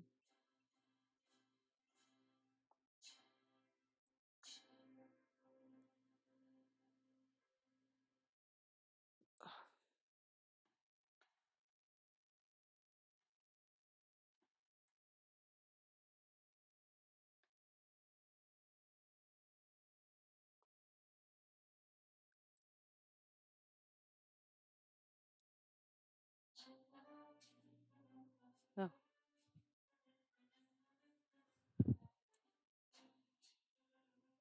I forget what sorts of classical music I have on this playlist. I have played this march way too many times. The Washington Post March that everybody, again, should probably know. Ugh.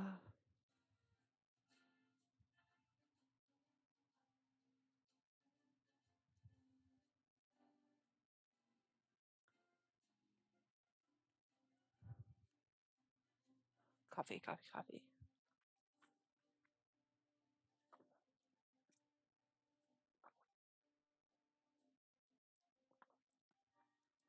I'll try and swallow quieter next time. Oops. Ugh. I'm not sure like how sensitive this microphone is yet. I need to be in like a voice chat with somebody. Nope, that's not how that goes. 9, 10, 11, 12. We still got to go into the back of it, but we're doing the other stitch now. The problem with a lot of these patriotic marches, again, I keep saying I have a lot of opinions. If y'all haven't figured that out yet, uh, you will very soon. But And it's not so much a problem, but when listening to these patriotic marches, after having played in a lot of pops bands or just even going through grade school band and or orchestra, I've played these pieces on several different instruments and therefore am picturing multiple pieces of music or the different lines depending on what I happen to focus into. But I like the bass lines because I like the lower voices better. It's just something having started on clarinet and like yes, I was always playing the fun toodles and the high notes, and it was when you have so many of them like you normally do in grade school, it just gets very shrill and shrieky, and it's just like that is entirely enough of that. Just like, so I get it, but when Stars and Stripes, whenever you need one piccolo. You only ever need one piccolo. If you try and have more than one piccolo, you are just asking for problems. Uh because piccolo is nails on a chalkboard, but slightly more in tune than that. And when you have more than one, it is 10 different people on 15 different chalkboards, even if you only have two piccolos. And it gets real out of tune real quick. Now, don't get me wrong. There are definitely players who are perfectly adept at playing the piccolo and play it lovely and it's beautifully, whatever adjective you'd like to describe it. But it's definitely one of those situations where it's like, no, thank you. I would like to keep my hearing, and I am not a dog, and I'm thankful for that because the frequencies at which you are hitting are leaving the realm of human capabilities to hear.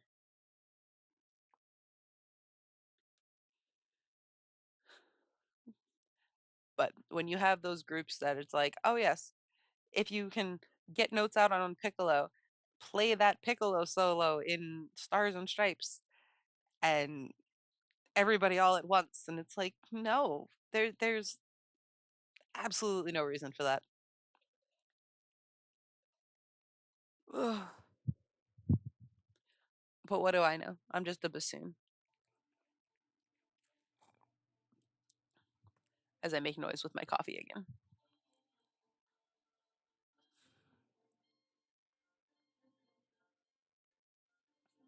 But throughout high school, I had the title of Queen of the Lower Woodwinds because I was about the only person that our contrabass clarinet like cooperated for.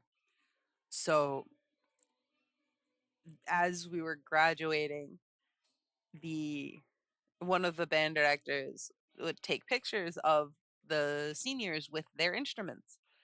Except I played the clarinet and wind ensemble. I played the occasionally the contra alto or the contra bass clarinet in whatever group needed one. Usually in the summer band. I played Barry sax in the uh, jazz band. So that was so I was framed by all of my instruments, but we didn't have the nice like pit version of a contrabass clarinet where it kind of folds up like a paperclip inside itself. No, we had the giant, really tall one that I had to sit on like a bar stool in order to play. But that was fun because it got if you played like the low register on that thing, you started to not be able to hear the notes so much as feel the notes. And that's the same effect you get when there's a you get those the subwoofers and the really low bass notes where you're just getting that vibration. But it was fun.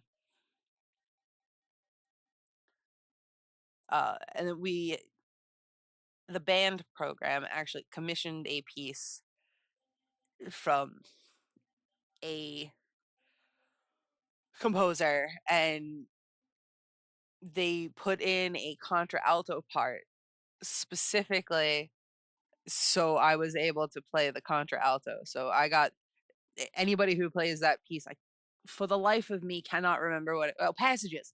Passages is the name of that piece. So if you ever play Passages, uh, and you see the contra E flat, you know, alto clarinet, the E flat contra alto clarinet. That's the phrasing. Um, that part was basically specifically written for me, which is kind of cool to be able to say, yeah, I did that. Not that I wrote that, but I am the reason of for its existence.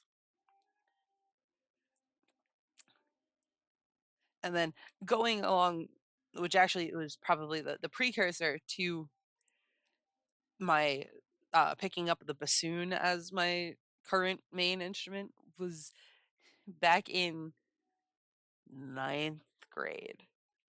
I was like, oh, I want to try out for the jazz band because I had done the little summer jazz program, but I did that on clarinet. And the director was like, I think I want you on Barry. I had never held the Barry sax in my life.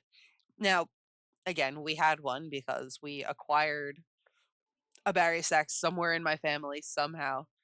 Maybe I'll tell that whole story, you know. But I play clarinet. I play the high notes. I play, the small little instrument. And I could barely get out some of the notes just because of the amount of air that it took to get the notes out of the larger instruments.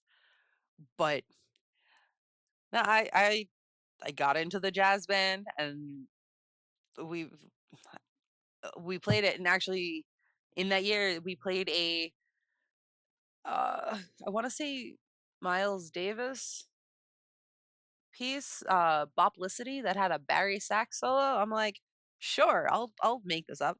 I cannot improv for the life of me. Give me a solo and I will play it and I will stylize it. But if you say, hey, here are some chords, I'm like, that's great. What do you want me to do with that? I can't. That is definitely uh one of the things that is lacking. I will figure out notes by ear. I'll listen to, some piece and I'll figure it out, but don't expect me to, stay within a jazz key because jazz keys are different than normal keys. Um, don't expect me to improvise a solo. That no thank you. Don't put me on the spot like that. I cannot and will not do that. But if you want me to play a piece that I haven't looked at in 10 years, but had it memorized at the time or had played it enough, I'll play it perfectly by memory. But I don't know what it is. I guess my creativity lies in my yarn, not my music, which is why I never became one of those, high school songwriters. I tried. I definitely tried, but I never played string instruments. So even though I own a guitar and an electric bass, I can't get the notes, can't shift when trying to do the key shifting or the strings, the frets. Can't even get the terminology right. So that was not something that ever came about.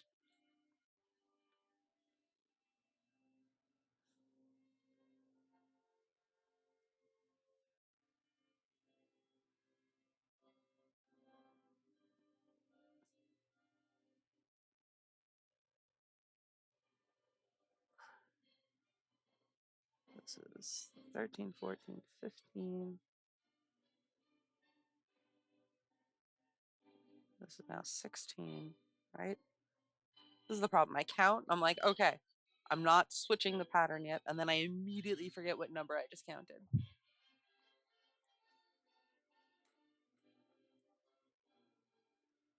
So, in theory, after I finish this particular glove, I should be able to get 2 more pairs out of this and then have a little bit of extra. But I'm not going to do that because I have 3 or 4 pairs of the pink ones already. Um, and we'll see if I sell out of all of the pink ones. Yeah, I'll definitely make more. But until I get that market data, um, but yeah. So it's the 2 fairs, or yeah, I guess fairs is the right word. Craft fairs that I'm looking to do this year. One of them is like end of September, early October, and that is like 2 minute, 5 minute drive if I hit the red lights at my town's public library. And the other one is the town. Uh, it's the not the immediate town, but the overarching town. It's really dumb. They need to come up with different names because I think technically, like, so West Islip is a hamlet or whatever, but the town of Islip Holiday Fair, which I'm not. I think that's at like town hall or something. I haven't really done much research into it, but that I don't imagine would be more than a like 20-minute drive, and that would be pushing it.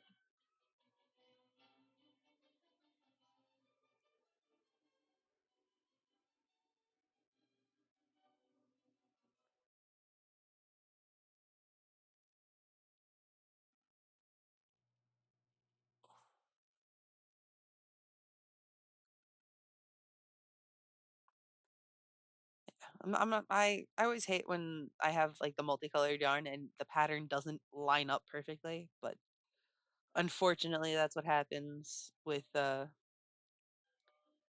joining new yarn. But at least it's like the same colors, so okay, if the transition's a little harsher, yeah, it'll get over itself. I believe I have 1 more row of this.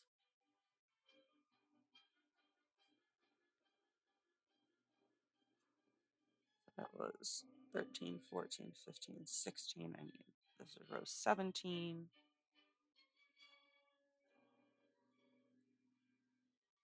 Then we create the thumb hole with row 18. And then 19 is a pain because you got to work into the back of the chains that you use to create the thumb hole. But once that is done,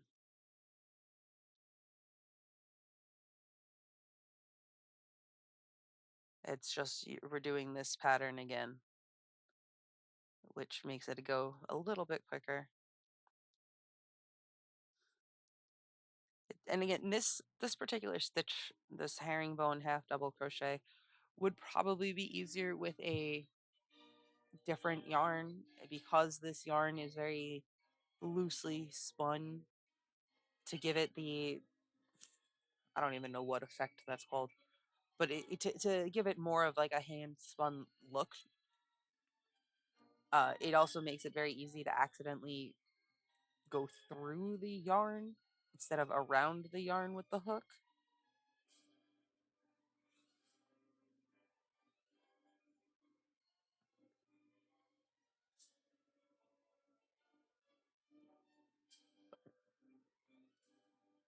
I will create the thumb hole and then see how I'm feeling.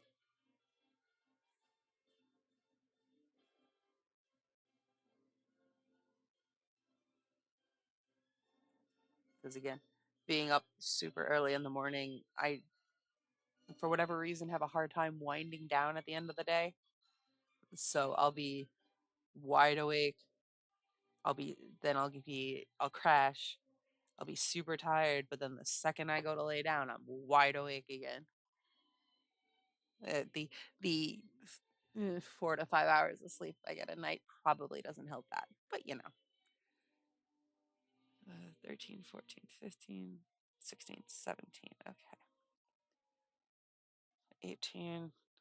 Now, this is the only row that really gets affected by whether you're doing a left glove or a right glove. And I'm not even going to attempt to be like, oh, yes, this one is the right and this is the left, because I mix up my lefts and rights all the time when I'm trying to explain it and verbalize that.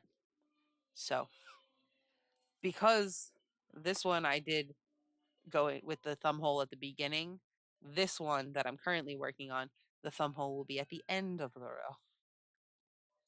That is the easiest way. And then they go opposite so that the seams end up in the palms. That is the simplest way I can describe it. Because again, if I'm looking at the pattern was designed by a right-handed crocheter for a right-handed crocheter. And now, granted, the only difference is that when you're doing a left versus right, mine ends up being opposite of that. It is just something that you have to be aware of, like when you're anytime directional instructions are given, you have to remember to go to the opposite side, because otherwise you'll be very confused. Things won't line up properly if you do crochet left-handed. And this is just anything, like it's again mostly in clothing patterns or something that has a left side or right side. When you're doing any sort of like shaping work, I started switching to the other stitch.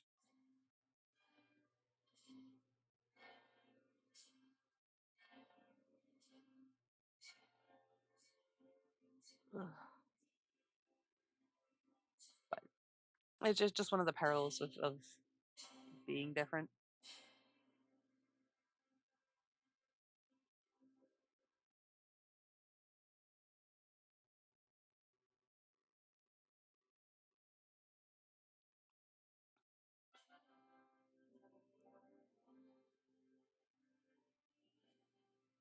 So we got a 5, a 5, 1, 2, 3, 4, 5, 1, 2, 3, 4, 5.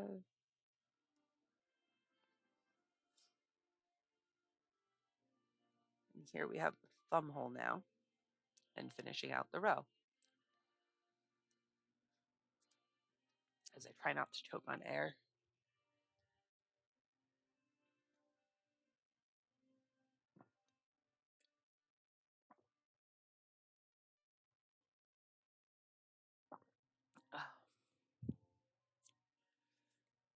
Okay.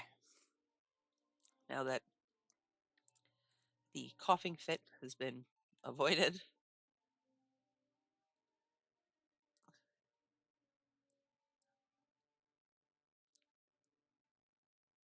so now for this next row after the thumb hole, for the most part, it's the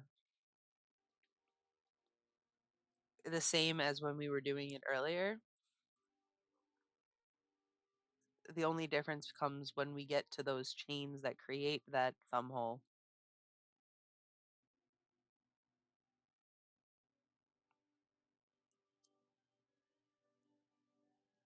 Because working into the back bump of a chain is one of the more tedious things if when you're working with a yarn like this, because the chain doesn't always hold its like form. It'll easily stretch, or just the variation in thickness of the yarn itself will cause difficulties.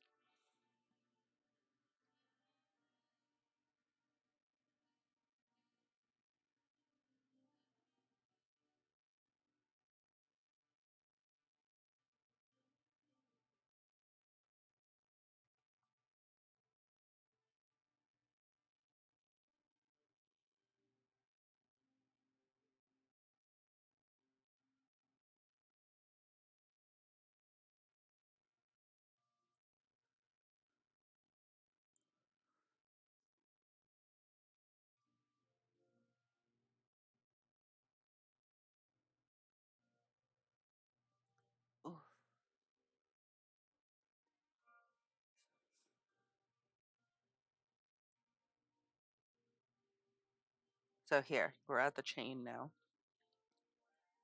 So it's the kind of making sure you don't accidentally go into, so this is the front where you have those V's, with what looks like a braid, and it's again because it is the building block of all of the other stitches, it makes it a little more difficult to finesse the way into the back.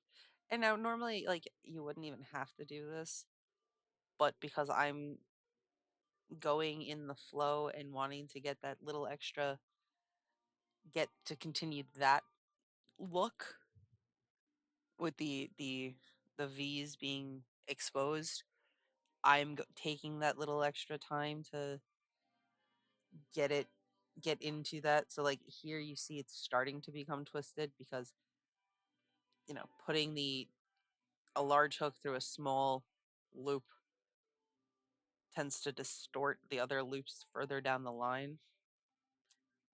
So again, this is where we sometimes use our handy dandy yarn needle to kind of pre-stretch the loop to make it easier to get onto the hook. It's just one of those little cheater tactics.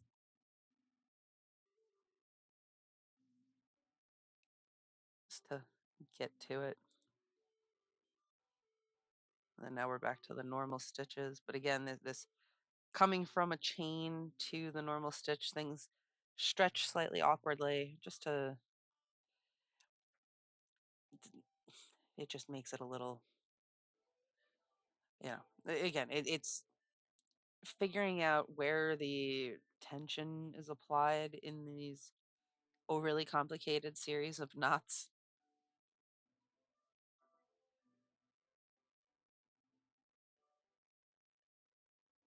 And it's always a toss up of making sure that you get the loops you're trying to get while not picking up extra loops or partially extra loops. That was 19, this is 20.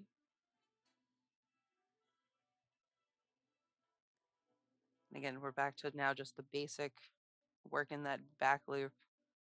So you have the V at the top, and then you have that extra loop in the back. So it allows you to, you could either do it so you get both of these loops here and create this pattern, or you can do it where you work through like the back two loops, all depending on what sort of effect you're going for with your finished fabric. So just because there might be like, there's the basic stitch is insert, pick up a loop, and add yarn overs in between times you're doing it. So, if I go with take those bottom two and then do another, if I break that into the two steps, that's a double crochet. What I'm doing, this is the half double because you have that extra yarn in the middle that makes a slightly taller stitch. A single crochet doesn't have that yarn over in the middle. A slip stitch, you don't even pick up a loop, you just go from the fabric you're going through straight into the hook, the loop that's on the hook.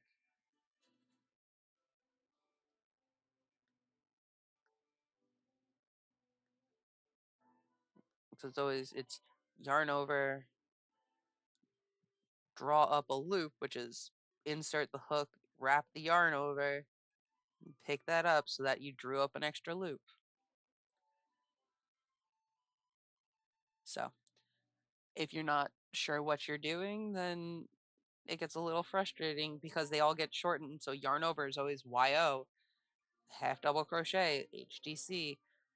But if you're not sure, again, that's why I say crochet patterns look a lot like programming code, because it's like, yeah, this is great. It's a bunch of letters that is technically in English. I don't know what you're asking me to do.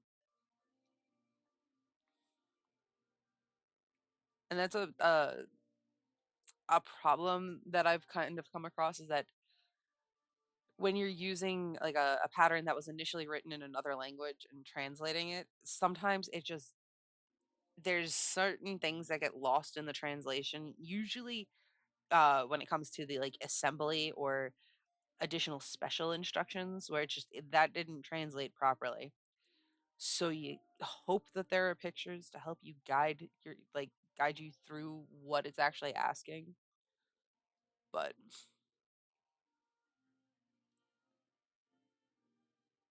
sometimes you're just like, I'm gonna look at what the picture of the finished product looks like and attempt to figure out what you were asking by trying this. Nope, that didn't work. Let me try this. Is this really what they're asking me? That's my internal monologue a lot of times when I'm looking at patterns that I didn't create. And it's definitely one of those, is this, I mean, my inner monologue has a lot more swearing. I am from New York after all. There's swearing, there's rage, and there's the hold on, let me test this part with yarn that I don't care about. So if I screw this up and effectively tie it in a bunch of knots, I can just cut it off and throw it away. I have done that before too. Ugh,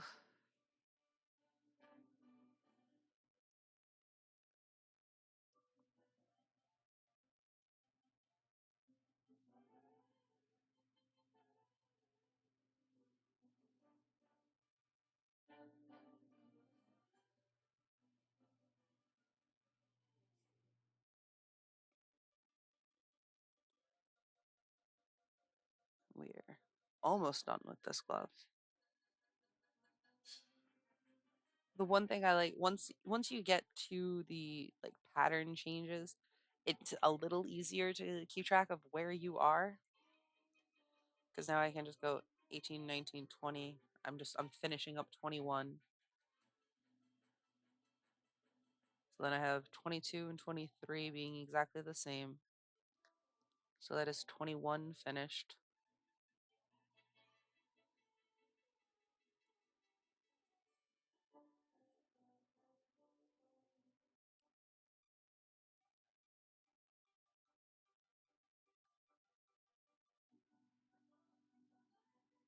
And this is 22.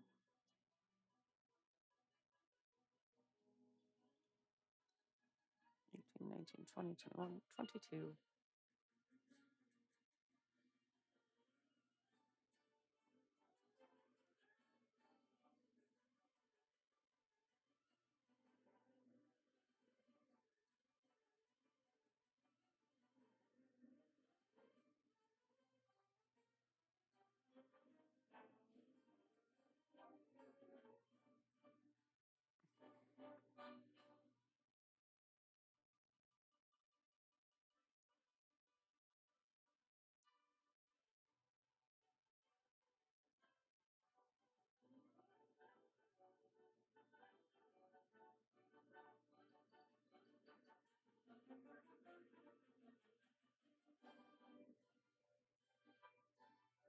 Still need to figure out a name for my logo dragon, figure out a good pattern for him, figure out if I want to if I want to make it in like a cutesy style, if I want to try and make it more realistic so it's a bit larger, but we will see when that happens. I also got to figure out, oh, do I want to do it with the crochet thread? Do I want to do it with regular yarn? If I do, let me how easily can I match the colors to what's in my head? Uh, let me tell you, being in my head is a scary, scary place, but it's okay. I don't expect anybody else to be in my head. If there are, then there are other problems to deal with at that point.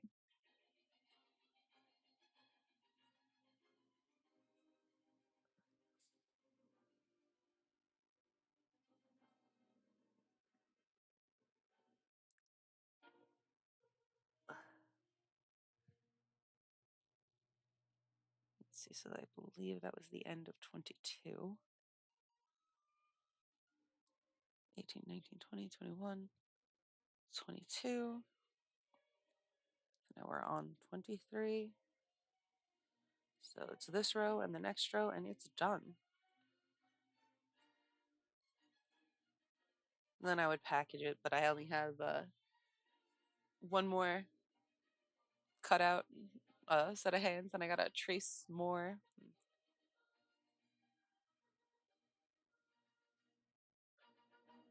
Figure out more of those.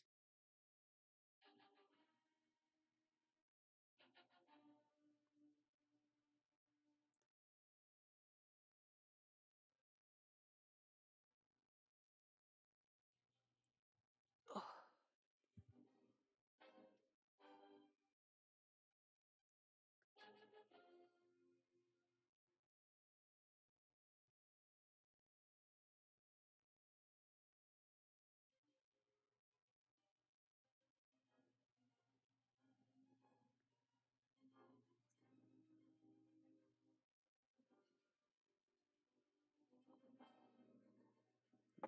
Tweak a setting real quick.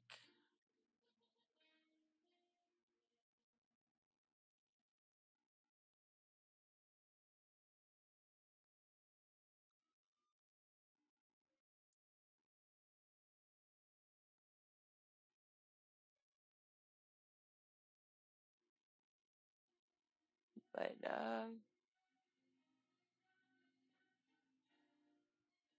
yeah, I don't know if this is actually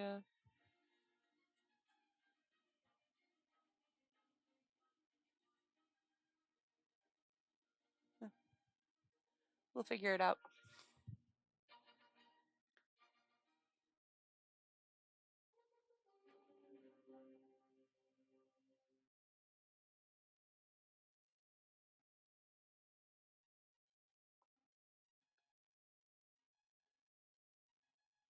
So then this will end with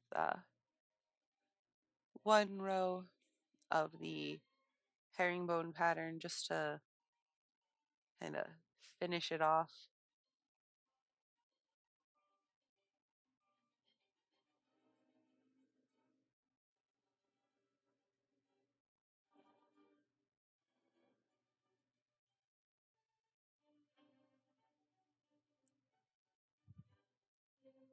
As I, again, trying not to do this too quickly to where I mess it all up.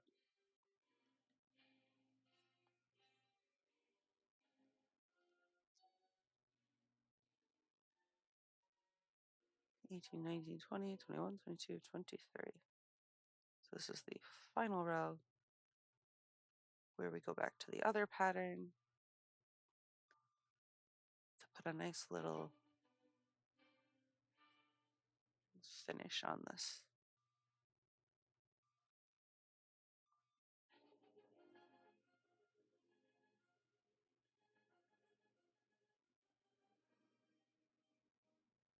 Oh.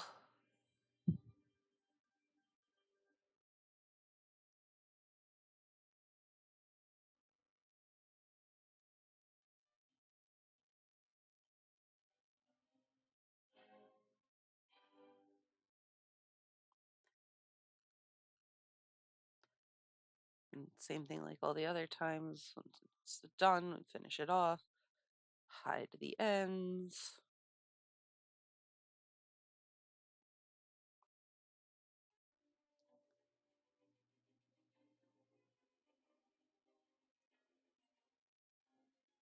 And we go from there.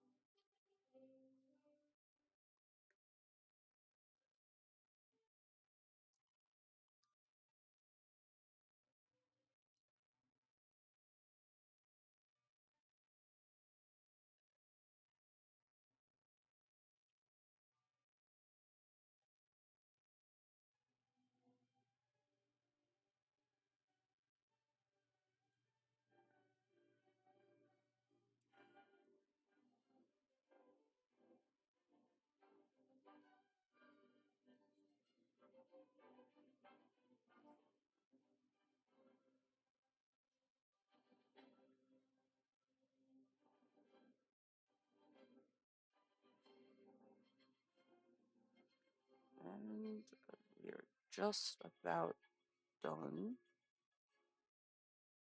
If I can stop shredding the yarn.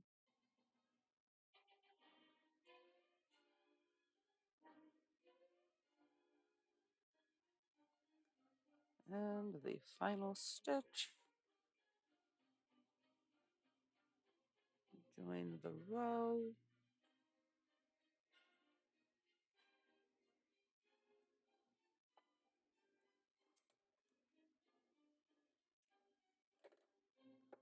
Pull that through. Put that somewhere where it won't roll away.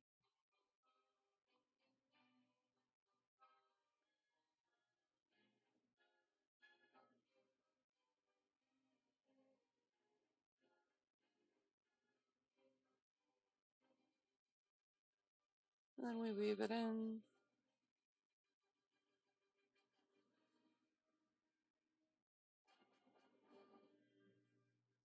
It's a little amusing that I'm finishing this as Beethoven's Fifth plays in the background. And the song is just about ending right as I'm finishing this up. However, my timing is off slightly.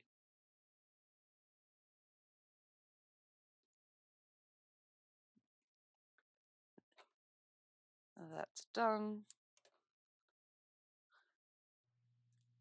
And now we have our finished pair.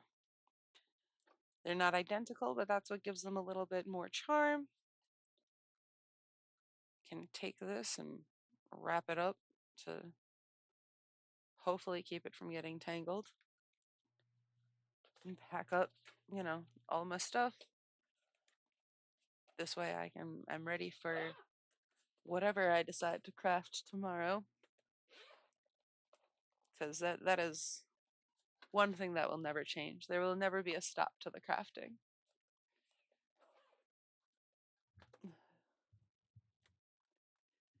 So there will, always be coffee, always be, crafting.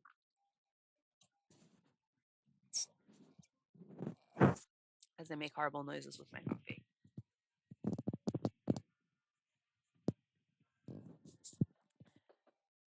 So I've finished stocking up all of the pre-made things that I had, gave those the finish. And yeah, so thanks everybody who stopped by, hung out for a little bit. I will definitely be back on Friday at some point, maybe a little earlier than I was last time. And yeah, I'll actually start. I'll put up my schedule in the schedule section of Twitch, so y'all can be like, oh yes, I do want to go hang out, or I want to go, bother Sam. So it is what it is. Thanks everybody for watching, and I will see you next time. Peace.